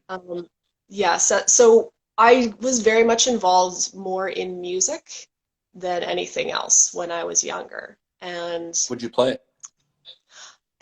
well, I'm a cellist. Yeah. So I did private lessons, I did group lessons, I did chamber orchestra, I did a youth orchestra. That was kind of my main thing, was cello growing up. And that was my main music that I liked until I kind of reached the end of high school. Yep. And that's when I discovered independent radio stations. Nice. And from there, it was a short step into realizing that Punk. people play this stuff. Oh my God, people play this stuff here, and it's good, and nobody knows about it. And that really kind of opened my eyes to the possibilities of, that you can make art. You don't have to be a famous person or for someone to give you permission to do it. Right. You can just do it. Yeah, it doesn't have to be a job even. It could just be you do, Yeah, it was, and it was, when I realized that our substitute drama teacher was also the guy who did Shakespeare on the Saskatchewan, and the guy who worked in the music store. Oh my God, he played Buds on Broadway last week. That's so cool. And so like the punk kids went to the folk kids shows, and the folk kids went to the experimental kids shows, and those guys went to the blues kids shows, and so everybody went to everybody else's shows, because otherwise there would be no scene. So there was a lot of kind of crossover and taking different fertilization of ideas and growing interesting groups from that. And I think that's something I took with me to Toronto, was the idea of taking something and running with it. And no shade on Toronto, because there's a whole lot of great opportunities here, but much more than Saskatoon, I have met people in Toronto who talk a real good talk, and they cannot walk it. They do not do anything about it, and it drives me nuts. It really drives me nuts. Just like But it took me a long time to kind of make peace with my life back in Saskatoon after I got here. And like, we'd have to have a whole other stream episode about that. You'd have to put on your spectacles, and I'd lie down the little recliner sofa or something, and put my therapy cat on my lap. But I do have a few friends still there. There are a few that stayed in touch with me, and a few more who've come out of the woodwork since then and kind of reconnected, which has been really nice as well, because there's a lot of big emotions and a lot of pain that sometimes takes time to heal before you can sort of reconnect with people again. So one of my dearest friends, Kirby, lives there. She's a wonderful musician. I'm actually drinking a cacao tea from her store, so I wanted something kind of comforting for tonight. So that's really nice. mhm. Kind of like I split between going backwards with my questions or going forwards. Which would you prefer? I'm sorry. Let's go forwards. Let's go forwards. Okay. Let's go forwards.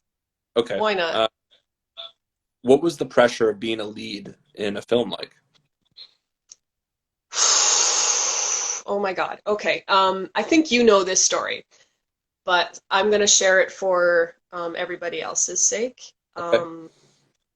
So before I got cast in WILDFIRE, I had actually taken a hiatus from acting and from the industry in general, just for my own mental health, and I wasn't enjoying the process, and yeah, I didn't know how long it was going to be. I didn't know if I was going to be out for a year or 2 years, and it turned out to be almost 5. When I started, auditioning again, it was probably about 4 years out, and I was just kind of just dabbling my toes in it, like that looks interesting. I'll apply for that. Maybe they'll let me audition, maybe they won't. So it was very low stakes. Right. And I think WILDFIRE was about the third or fourth thing that I applied to over the course of like 8 or 10 months. Mm-hmm. And it was my second audition, and it was the first thing I got cast for. So compare that of being the lead in a film, not just a film, but a feature film, after not having done anything for like 5 years, is very nauseating in a sense. Yeah. By which I mean not like I was disgusted, but by which I mean it was an insane amount of pressure, and my immediate instinct was I have to turn this down. Just from fear of failure, and going, this is too big, this is too much to take on right now. But as soon as I was like, oh, I have to turn it down, my other part went, no, you idiot, you've been wanting to do this for so long. Just don't say no. And so I compromised and instead asked to read the full script, which was my way of like trying to make time for myself before I said no, or maybe said yes. And then, damn you, Adam, the script was really fucking good. So I did it, obviously, and pretty much since the day that I said yes, up until the day we started shooting, all I did was study the script. I took the script apart. I broke down the scenes. I made charts on the walls. I did research. I did an awful lot of like thinking and writing about character relations. Like there's so much that goes into any kind of script, and when you've got a feature where there's a whole lot more happening, there's a whole lot more history. Yeah. That's a lot of stuff to hash through, and I was feeling the pressure so exquisitely. I was like, I can't fuck this up. I need to know everything. But I think it's better to be doing that work than avoiding it and then getting on set and being like, I'm just gonna wing it. Right. Which a lot of people do. Which I really hate. Yeah. Like there's even improv actors, like comedies, things, even comedians who do movies, they still do work before that. The characters are grounded in that world. The characters are grounded in that history. They're they're figuring out like who they're playing with. Yep. There's a whole lot more to it that's structured that audiences don't always see. So when it comes to something like a drama, not just like a comedy, improv can only happen within certain aspects because we have to be hitting so many certain notes all the time. The moments between the characters, the moments of importance to the story, you know, and if we don't see that, then it won't be caught on video, and then nobody sees it, and then what's the point? Yeah. I'm sorry, I talked a lot. Am I still on your question or not? I think I went off. No, I think we're like segueing into a different question. But it's kind of like in totality, like I kind of want to cover it all, and I'll ask it too. But like going from, I guess, your impression of Julie when you read the script, and pinpoint that moment when you, I guess, were reading the script and you were it already. Like you were reading because you already know like every Julie, that's my line. But where was there a moment that you could pinpoint where you were just like, that's me, that's my character, that I am that, you know what I mean? Oh no, I knew Julie from the moment I read the casting call synopsis. Yeah. Not even the side. No, just the casting call. I forget what it was now, but you know, basically something like, you know, left home under contentious circumstances with her family, in particular her mother. Right. Her, you know, has been away for a long time, has to go back to the hometown that, you know, she had this reputation and things are, you know, and this old flame of hers. And I was just like, oh my God, I know her. I am her. I'm not her, but at the same time, I'm like in a different version of reality. Oh my God, I know I am her. So like, and I was talking with Greg about this too, actually, just the other week, and he's like, when did you really connect with it? I was like, it was immediate. It was immediate, which is not to say that I didn't learn more and discover other things and deeper things as we did the work and went on with it. Sometimes before the shoot and sometimes while we were shooting, like in the middle of a scene, something would come out of me that I was like, oh, what was that? But it made sense for that moment, for that character with that person. How do you balance the approach between sort of using, I guess, not real life experiences, but just the way that you can relate and get into mindset character versus detaching yourself enough so that you kind of can remain yourself outside of it as well? It takes practice. More during, obviously, not before. I mean, maybe before, but yeah. It takes practice. There's you know, there's a romanticism of the method acting.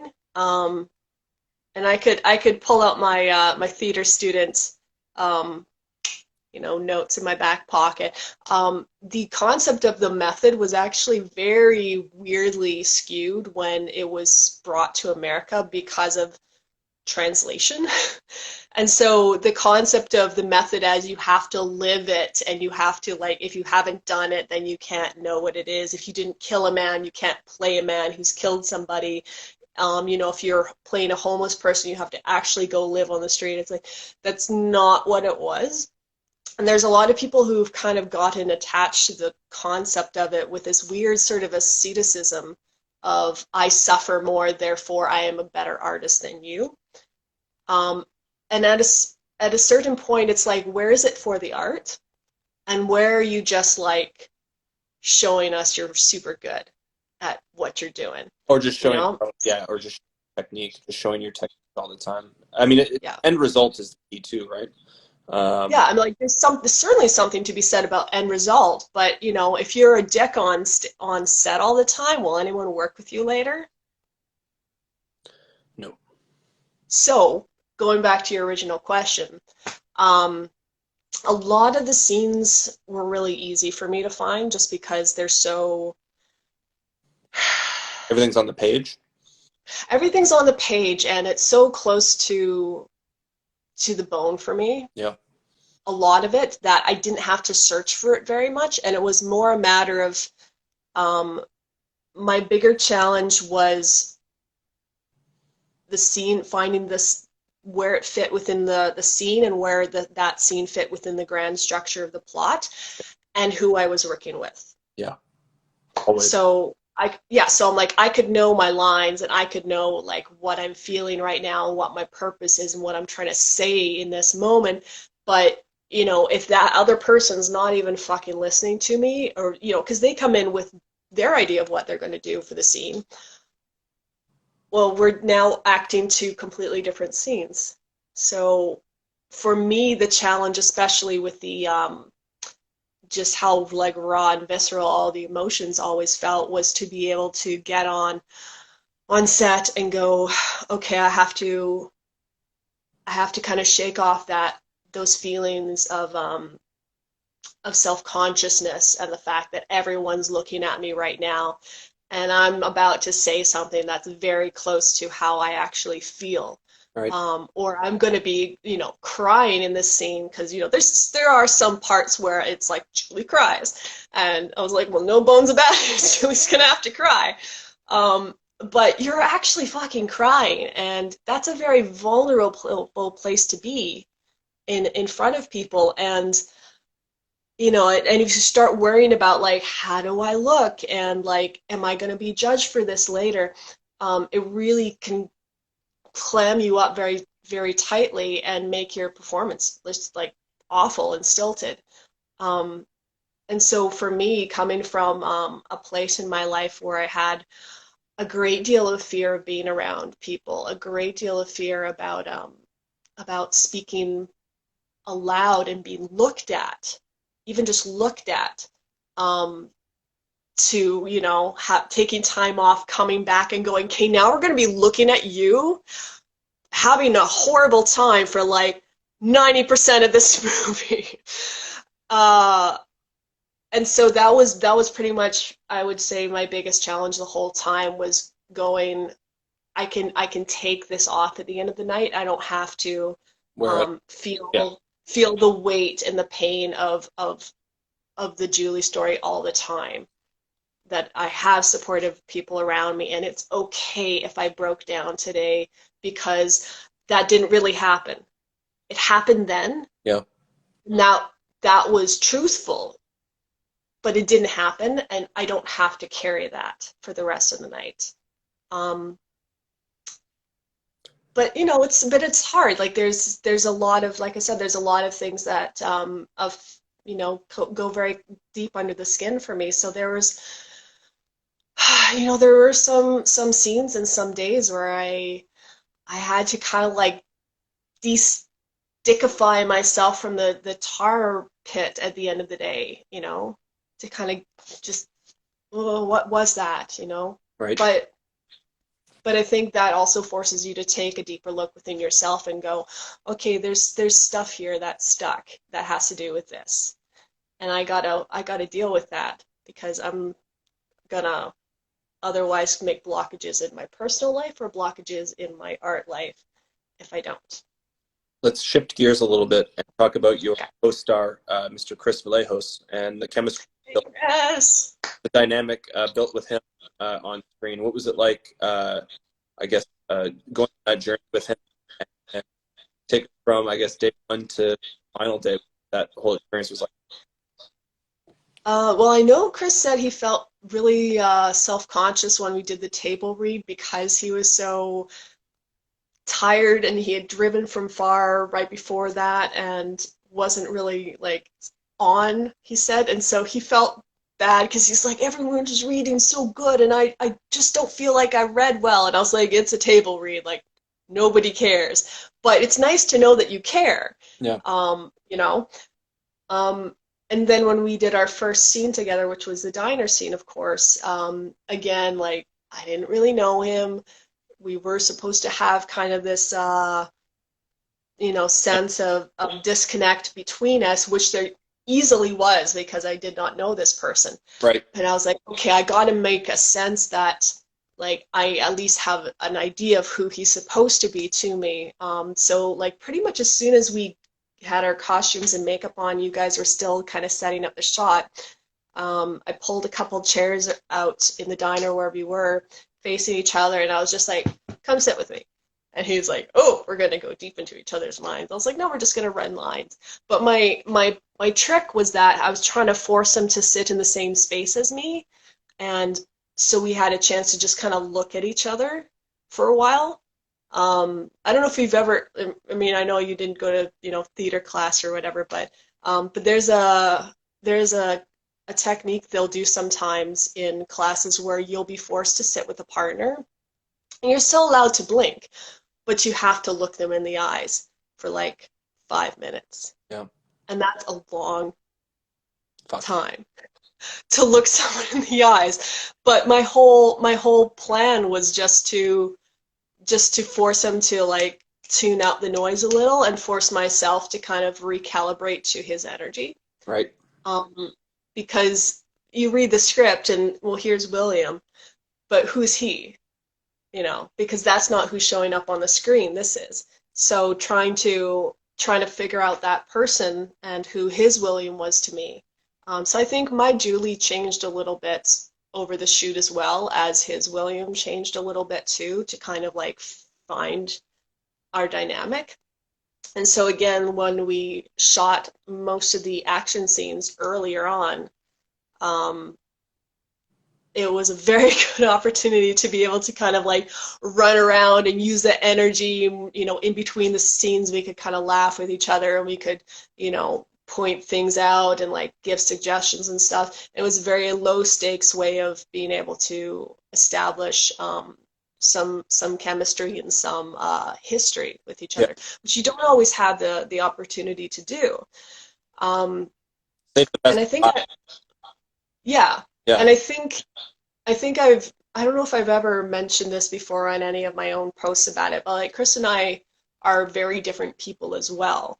And I could see this coming in and was like, okay, and I know I'm a little older than him, and his energy is out here all the time, and as soon as that happens I recede. So I was like, all right, I've got to find a way to kind of pull him back a little so I can push myself out a little so that we can try to like be in the same space. Right. Yeah.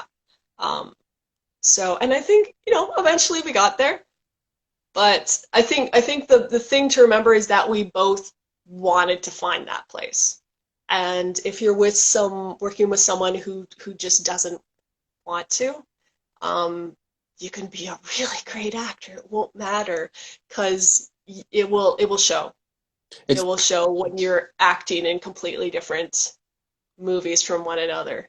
I think that's something beautiful, though. That is like something that you're getting at, which is, I think, a really key part of creating a believable performance, which is the pursuit in general, just that pursuit and that common goal, and being maybe not on the same page all the time, but trying to work to be on the same page, even though you're not always going to. That's part of it.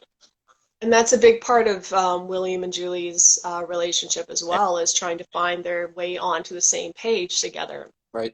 And they basically spend the entire movie trying to do that. Right. And at some points, they might be kind of on the top edge or the bottom edge, but they're never really like on the same paragraph for most of the film.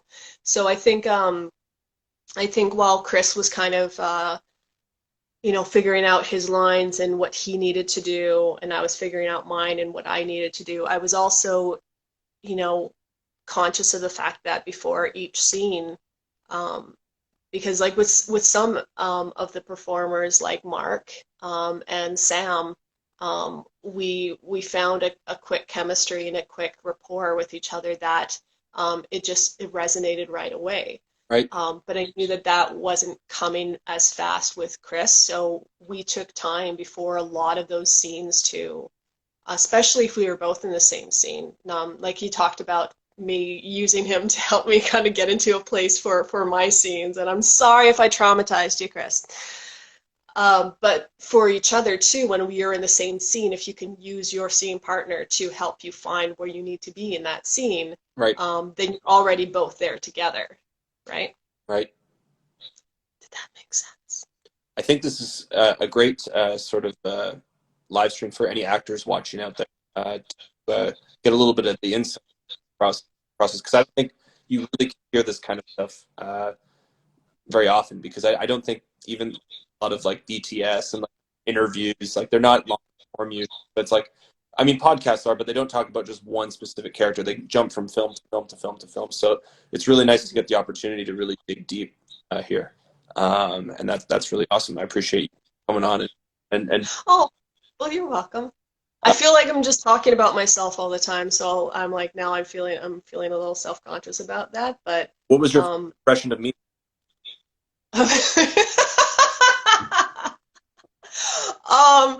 Okay, let me see. This was Barn, I think.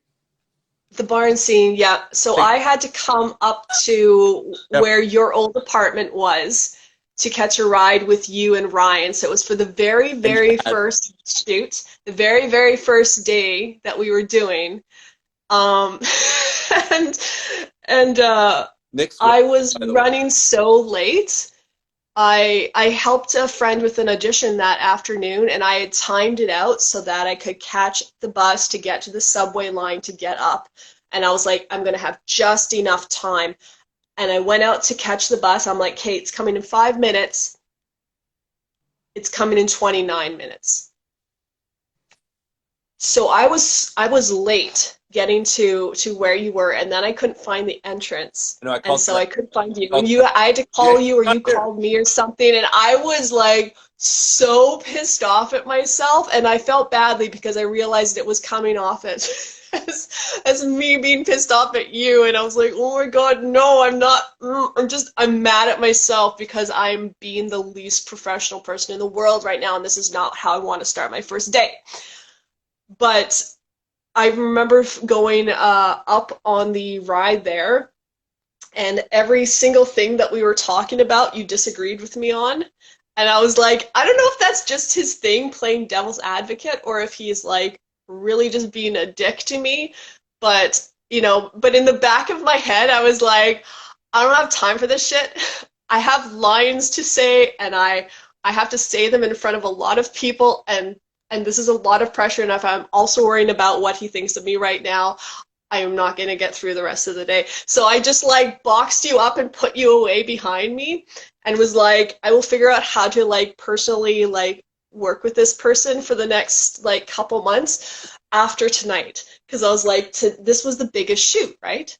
We had like 20 extras or something, like I don't know, but there was. It was the first day for the record books. Like, I remember, honestly, an hour in being like to Greg, like, Chad needs to eat. He needs to, like, leave. Like, it was just like there was, like, an issue or something. You hadn't even arrived yet. And I was kind of, like, already, like, this is fucked. We're done. Like, this isn't happening. No, and like, I'm not a person who wears, like, makeup on a regular basis. And so I'm trying to do my own goddamn hair and makeup in this little bathroom. It was this little porta bathroom. It was not a porta potty. It was a very nice porta bathroom with lights and a flushing toilet that went to, like, a septic tank or something. No, I said a porta bathroom. Okay. I'm sorry, did we just go through a portal? No portal yet. No. We haven't even. You didn't see like a black cat just walk by again? I didn't even bring up portals with Chris. I feel like I missed so much potential. I know, you missed so many opportunities. And it was really hot that day. And so I'm in this little bathroom, and there's no fan, and there's no AC, and it's hot in there. It's hotter than it is outside. And I can't get my makeup right, and I don't know what I'm doing, and my makeup starts sweating off. And I just like, I went into a full-on like panic attack. Like I couldn't breathe. I was crying. I was crying off my makeup. I was like, my heart was pounding out of my chest. And all I could think was like, this is it. Like, you can't be an actor. You haven't even gotten on set yet, and you're fucking up the whole goddamn day. And then somewhere outside, I heard like somebody came to the door. I don't know if it was you or Nick, or someone was like, "Hey, Rain, are you almost ready?" And I was like, "Yeah, just a few minutes." And I was like, it was me. Get it together. Greg told me not to. Like, I'm going. I know, but you're like, we have a schedule. We have a schedule. But I was, in that moment, you're like, everybody has shown up to this place to do this. They've all come together at this place on this day at this time to do this. You're the only one they're waiting on right now. And you're here for that too. So that's not the enemy, you know? And so once I kind of like talked myself down from that, I was like, okay, we'll just pat everything dry. Did the makeup as fast as we could, so I'm certain like the bar scene makeup was shitty as hell. But I was like, okay, we're done. We're done. We're just gonna go for it. I mean, Julie's kind of supposed to be a bit of a mess when she walks in anyways, so right. I was like, I'm just gonna be a hot mess and do the scene. Right. But then, bringing it back to your original question, on the ride home, you were very jovial. I felt like we had accomplished something. We had accomplished something. Then you were like, oh, what do you want to listen to? And, you know, like being all excited about, like, you know, different scenes and different takes we had done and wanting to, you know, talk about, you know, this part of that part. And I was like, okay. I was like, you know what? I think Jade and I are going to be fine. He's here for the same reasons I am. We're going to be fine. I think I just had a very initial feeling of, oh, no, this is not going to work out. Well, and it's like, it's always little details. It's always the little details. It's never big things for me. It's always little details. And then it's like, I freak out for a little, like what it was food. I was like, Greg, you got to have food. You got to have food when we get there. Cause people are going to eat, you know, we got to have food. And I'm just like, Chad's like, I'm going to leave if there's no food. Ryan's like, I'm going to leave if there's no food. I call Greg up like, Greg, make sure there's food. Greg's, yeah. Ryan's such a diva. Yeah. Ryan is a diva. He's the biggest diva.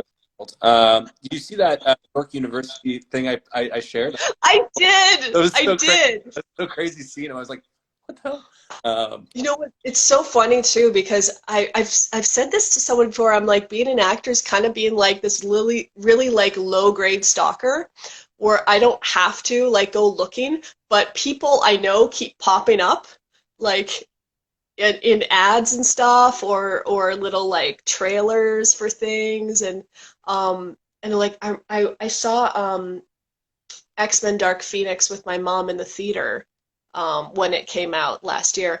Yeah. And I lost my shit because there's a scene where this cop car pulls up, these two cops get out and they draw their guns, and I burst into laughter and I could not calm down, and my mom's like, what is I was like, I know him. And it was a guy I went to university with. Wow. Who had like no lines. He was just like cop number one or cop number two. Gets out of the car, draws his gun, and then like Phoenix freezes them or whatever. And like that's, you know, basically his whole part in the scene. But you're sitting there in the dark, you know, and suddenly his face is like this big. You're like, oh my God, it's Matt! You know, and he just pops out of nowhere. So so that's what being an actor to me is like. Sometimes you're just going along your day, Jade sends you a message, you pull it open, and there's Ryan like freezing on a park bench, and you're like, what the hell? That was all great. Yeah, and then he lounges and he opens a book. That was all green screen. York University. Like that, all the background was green screen. That was where I found it. It was a DP I'd worked with in the past. He had done this like cool spot, and it was sort of promoting the post-production company that had done the visual effects to really create that realistic look backdrop. Yeah, mention the dark trees and stuff. So cool. Speaking of green screen, you've got your green screen behind you. I know, you know, that this was not on purpose. I just really wanted to paint my walls when I moved in. Yep. So it's blue over there, like a nice kind of deep water blue, and then I wanted it sort of slightly lighter than forest green over here. And it turned out pretty close to green screen, but that's okay because, you know, I can shoot self-tapes against this. I don't have to do anything to it. And then, you know, if they're bored when they're watching the self-tapes, they can just like, you know, put a dinosaur behind me or something. That's cool. Put me on mute. They don't have to listen to me. I have just a general question because I'm a little bit detached from the process, but how are you finding the film to come together? How's it looking, and what are you sort of looking forward to completing next? I'm really happy with how WILDFIRE has been coming together in post.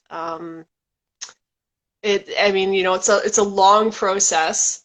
And my friend was like, "You're still working on that?" And I'm like, "Dude, it's a feature, okay? Like, it's gonna take time."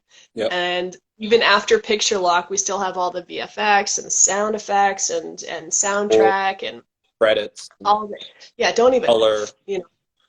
But I have really kind of particular ways when I go in and watch edits is, and this I kept making Greg do this, and I think he was getting a little annoyed that I kept asking him to show me all of the takes instead of just like watching what you guys had put together and then suggest either swapping something or shortening something or moving something. And I was Right. like, I need to see everything. You need to go in I need fresh, to see, have it all. yeah, I need to see for almost everything. Yeah. Unless I had a strong feeling like, no, that's simple. That's all we need right now. How are you finding the I stuff? had to go in and watch everything. Sorry? How are you finding all of this, like, because you're editing like the end of the film now, all the action stuff, like watching those takes? I haven't watched those takes. What's it like watching those?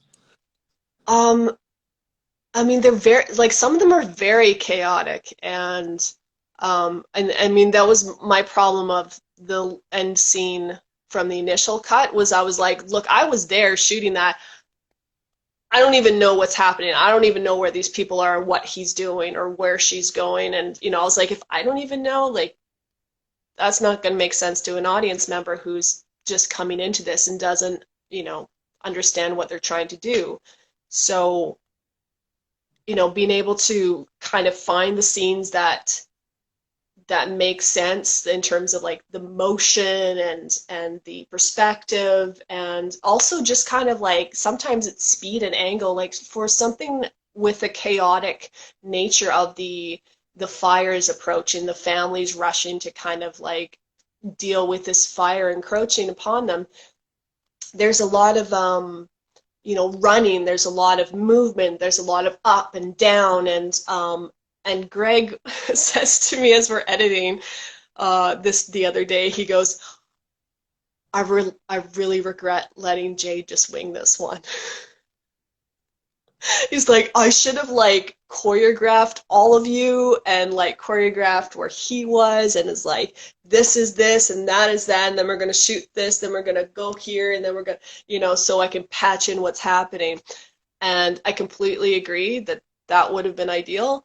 But we still got it, you know, like we still got it. And I think again, what helps is each person knew what they were doing, so there wasn't as much of a need for someone to choreograph because there wasn't 30 extras or something. Well, There was we were choreographing stunts essentially. we were choreographing stunts. Yes. That was fun. Shout out to Sam who did her own stunt work. And I'm just going to pat myself on the back a little bit for teaching her how to do a fall. And yeah, like, but I mean, you know, we came up with that really fast, pretty much in the moment to figure out how to do it. And there is one where you know which one I'm talking about. The stunt that was supposed to happen. We're like, we can't safely do this as it's written in the film because we just do not have all these things that you need to do it safely. Right. And so we had to figure out what we were going to shoot from which angles at which moment in order to make it make sense in post. And I'm proud to say that it did make sense in post. So. Are you talking the fall? Yes, I am. Oh. Shh. Okay. Nobody knows, Jade. No one's seen it yet. This is true. Well, I think based on a lot of the answers to these questions, I'm pretty satisfied. Is there? I wasn't a terrible guest today. No, you're quite good. Why are animals better than people? I don't think they're better. I just think that they don't have egos. Would you ever work on a film or documentary about animals? Definitely. What are your feelings? I have shot several shorts of my kittens. What are your feelings on animals that are used in films? Mixed, and it depends on the type of animal. I think particularly for a lot of wild creatures, we don't necessarily need um, lions or apes in the same way that they kind of needed them in older movies because CGI is so good now. Most people don't really care if it's not a real lion or a CGI lion. Why put a lion, a wild creature, on set where it doesn't belong? Do you ever see yourself pursuing a line of work with animals in films? In films, not necessarily. Like, you know what I mean? Um, Like dogs or cats, like being like the trainer or like I could be the female Doctor Dolittle remake or something. I suppose. um, I don't know if my interest in working with animals extends to the entertainment industry so much. If it did, it would probably be in some kind of advocate perspective. Humanity. I'm more interested in the welfare avenue of animals. What ways do you think humanity can improve to create a better world for animals to live in? That's a very good question. And there's a lot of aspects to that as well. And I think what it generally comes down to is education. And from taking young children to nature to let them see like beavers or ducks in their natural habitats, explaining what they do and like this is their home, this is what their lives are like, these are their families, as opposed to taking them to a zoo. Right. I think teaches greater respect for an animal in their natural habitat and that they are within their own rights, persons with their own rights and their own needs. Right. And I think that also goes into adulthood in terms of like in animal welfare system, we see a lot of dogs who are brought in for who are surrendered, which is what it's called when someone gives up their dog, surrendered to the system, Right. because they didn't have time for them, or they were too big, or not well behaved or something. So the education about what it is to have an animal in your life, if you want to have an animal in a domestic situation, what are you willing to give up from yourself in order to make sure that their lives are good too? Because it's not an accessory, Yeah. and it's not a mascot. It's a member of your household, and like they live here just as much as I do. And as I mentioned, like my animals are special needs, so my home is set up with that very much in mind in terms of what they need. Yeah. And I think that can be just as simple as, if you you like to sleep in on Saturdays and you're tired when you get home from the office, maybe a border collie is not for you. Maybe a husky is not for you. Right. Things like that. Like being able to really do the research and look at yourself honestly about what you're willing to do for someone else in your life. Yeah, what you can give versus Mhm.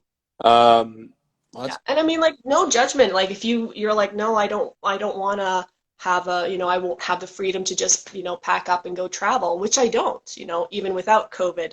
I can't just, take off to Europe for 2 weeks if I wanted to, because, someone has to look after them, right? And they will miss me and I will miss them too. But, if you're the kind of person who wants to do that and you're not able to figure out how to do it with the animal, maybe it's just not for you. Right. So. Well, Rain, I love you. I appreciate you so much. I love you too. You seriously are like, I don't know. It was like a miracle really getting you in this film, and I'm just wowed by the whole process of like everybody that's been involved. I mean, got to give a specific shout out to Mr. Mark Matthews for everything. Oh yeah. Oh like, yeah. That man, like everything he's been going through lately too, like with his eye surgery, like I hope he's doing all right. But I don't know, he's just a legendary soul and somebody that I just like. I'm really just proud to have gotten the chance to work with him. I want to work with him again. Me too. And it's just he's a great guy to turn to. But I mean, like the relationship between Julie and her Grandpa Frank, we didn't really touch on it very much, but Grandpa Frank is like the one person in her life she feels has always understood her. She never has had to explain herself to. So when he tells her something, she believes him because she knows there's no ulterior motive.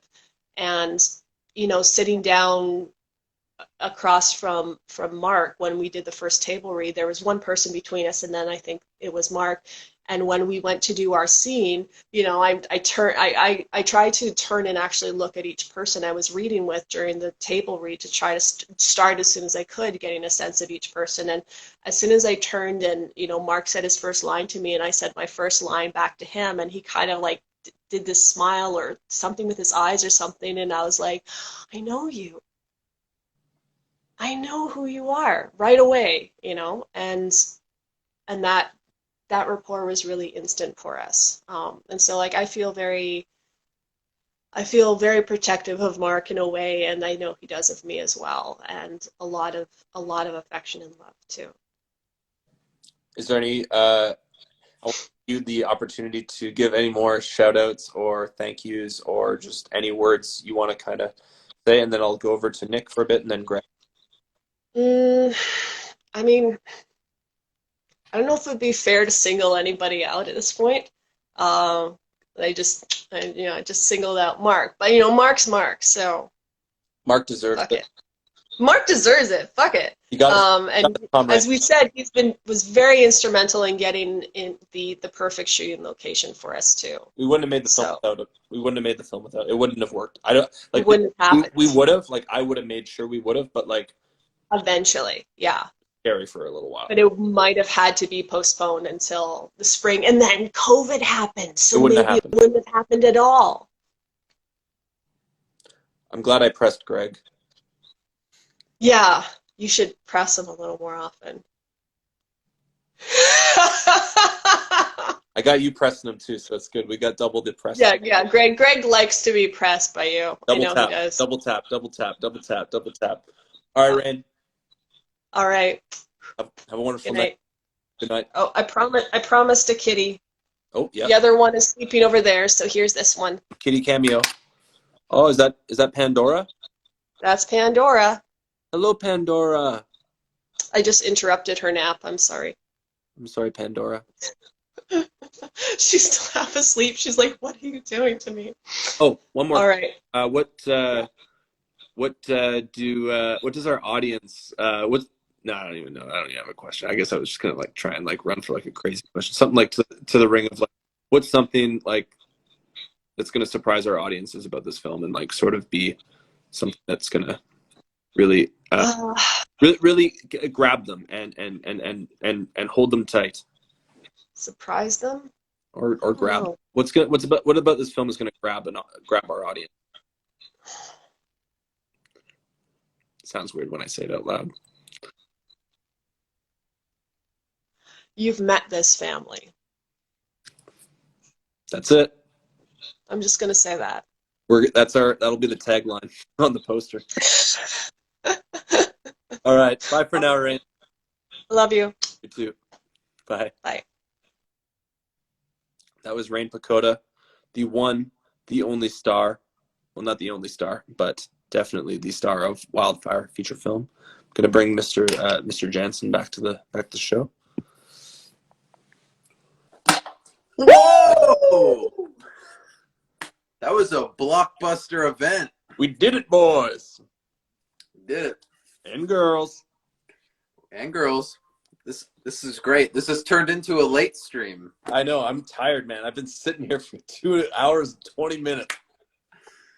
Yeah, at least I've been able to like lay down and watch and be like, been like moving my neck. It's crazy. Well, you are a trooper. Your stamina is unmatched. I worked all day today. Go to bed, you crazy fool. Have a night shift after this. That's awesome. That's great. No, that was a wonderful conversation with Rain. It was great to see her. And you know, I could listen to you guys talk all day. It was great. Yeah, we had a good sort of back and forth. Honestly, it was a good flow and a good discussion. So yeah, there wasn't too much actually going on as far as the questions were going. We were just kind of like bouncing around and talking. Yeah, it just felt like two friends chatting. We definitely got into it though. Like we didn't really hold back. I mean, no spoilers were spoiled, but nonetheless, Right. we did get pretty deep in there, I think. Yeah. Well, I'm going to go over to Greg for some final thoughts, and then I'm going to post this on the grid, and people can watch this. So, Nick, do you have anything you want to say to our audience? Well, thanks for a great year. It was a crazy year, but it turned out good in some ways, which is we started this live stream, which who knows if we would have otherwise. So, you know, it was great that we could put this together. And I definitely hope it can continue. I can continue in some form in the new year. So, yeah.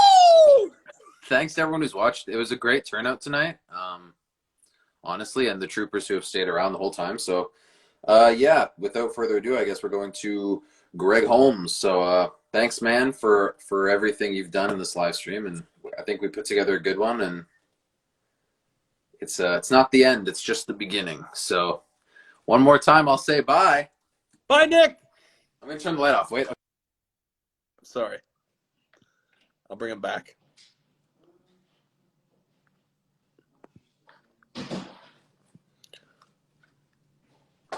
What? Sorry, I cut you off. I was gonna say I was gonna just turn the light off as you exited out, so I'm gonna be like, okay, bye everyone. Okay, ready? Let's try that again. Yep. Say it from top. Yep. Action. Bye everyone. That worked quite well, actually. That was Nicholas Jansen checking in, and now we're going to go live with the director of WILDFIRE, Mr. Greg Holmes. Hey, Hey, brother. how's it going? Oh my God, what an endurance test this has been. Yeah, that was a good one, man. 2 hours. We're at 2 hours and 22 minutes. Let's get to 2:30 and say la vie. All right. That was great. Oh, it was so nice to see both of them and hear everything they had to say, and it was wonderful. Wonderful. Absolutely wonderful. How are you doing? I'm great. I'm having a good night watching the live stream. I was watching the game awards earlier. I'm going to pick back up with that with my guy after we're done here. Just kind of having a night when I'm just chilling out and not working for the first time in a while. So yeah, it's good. That's lovely, man. That's lovely. It's been quite a ride these past however many months since it started, which was, I guess, a year and a half ago now. Yep. And it's just like, it's been a long ride even before that, getting the script done and everything that's been going on. But I think this was a proper finale of interviews at WILDFIRE live streaming. Yeah, this was, I mean, for as hard as you'd worked to get both people on for the past number of months, this was the perfect way to end the year. It was great. Or the perfect way to end the season. I know. It's great. It's perfect. Season 1 is complete. We're going to have a Christmas special, though. So please stay tuned for that. We'll also drop the jacuzzi interview pretty soon. Mm-hmm. Oh, I've got it. Oh, I've watched it a couple of times. That's some quality stuff there, man. We'll post that in the IGTV and post that on Facebook as well. And everybody can catch up with what, like, the real emotions were like right as we sort of winded down in WILDFIRE. Oh man, it's crazy, right? This is crazy. Dude, I can't believe it's been a year and what, 4 months, 5 months, a year and 4 months since we started this. Now, I mean, when did we start shooting? It was the second week of August when we started. Yeah, it's been a year and 4 months since we started this, and we're so close. Oh, we're so close. We got almost all the way to the end of that. It's not the penultimate scene, because I mean, obviously there's the end scene, but it's like it's the big one where all the stuff kind of happens. So much in this scene. There's a lot in the next one too, but this is what we're finishing off now. Is probably the most difficult scene in the whole movie to like really bring together. We're almost done. I can't believe we're almost done going through the second cut of this film, and it's come together so well now. and it's really feeling and looking so good that I think we're close. I'm really excited to be finished this part, Yeah. and be able to move on and be able to like see the end in sight, because I really feel like now we've got something that we've brought together that we're going to be able to penultimate. There we go. Okay. That we're going to be able to show to people, and we've got a completed story, and we're going to have a whole film here, and it's great. It feels really good. There's so much work ahead, technical work, but the story and the essence and the performances and everything, it's all there. Looking back at the year that's passed and going through, I mean, we wrapped in October of last year, and we had a WILDFIRE comedy fundraiser, we had a crowdfunder, we had a lot of really good momentum going into 2020 from 2019 to 2020. And 2020 has been a bit of a shitstorm in the world. It's been a very scary time, but yet it's also been a year. But it's also been a year where we've maybe been able to find a mutual point of connection to other people through our humanity, And I think that this film, tackles some themes that really are appropriate for that. Yeah. So, reconnecting, family, trying to figure things out and leave some things behind and chart a course for your future, and being able to, figure yourself out. I mean, there's a lot of people have problem doing that in quarantine and in being, away from people. And yeah, I think it's gonna resonate, and maybe even more so than it would have not all of this happened. But I really think there's going to be a lot of things about it that people are going to be able to find touch points for, which is going to be great. What sort of content can our audience look forward to in 2021? Sorry? What kind of content, like social media content? Oh, well, we'll have some little clips here and there. As I work through building up some of the more visual effects heavy scenes, I'll be putting out some before and after, like those kind of cool wipe things that you see, where you see the scene before and you kind of wipe to what it looks like after it's done. Yep. I might put together a walkthrough or two, just showing how I pulled things together. As we get closer to finishing the film, maybe snippets of some music and soundtrack and score that are going to be going into the final film. Maybe audio, so sound design kind of stuff. Yep. I don't know, just lots of technical stuff, and then snippets here and there of images and maybe a few small clips from the film, just to give people some variety. Now, I ask the hard questions. Lots. Sorry. In your best estimate at this point, when can our audience, our film, to be available? I mean, when do we expect to have it available and ready for potential release or festivals? Oh, thanks. Don't put me on the spot or with a deadline or anything. I think we can probably expect to have this done by 2023. No, I think we can probably expect to have this done sometime in the fall, if not sooner. It's really going to depend on how long sound design takes. It's going to depend on how quickly some of the visual effects come together, how much computer-generated stuff we're going to use, how much stock footage, visual effects elements we're going to use, and really how quickly that starts to come together. Yep. And I won't really know that until partway through January, when I really start pulling that stuff together. And that's going to depend on sound design. I mean, I'm thinking about becoming a little ambitious with the sound design, but we're going to have to see how that goes. And then score. I mean, it's going to take at least a month or two for somebody to score it. Right. And we're going to need to have most of the elements in place for that to happen. So as soon as possible, but I would be expecting by next fall, I think, if everything goes according to plan. In the meantime, like in visual effects, will you help me out with the Portals project? Absolutely. Yes. That's all I needed to know. Hell yeah. Oh, man, Greg, I love you, man. This has been a great fucking run. I'm so excited for what's next. Love you too, dude. I love all of you, everyone. Thank you so much. It's been a pleasure. Thank you, Greg, and stay tuned for more.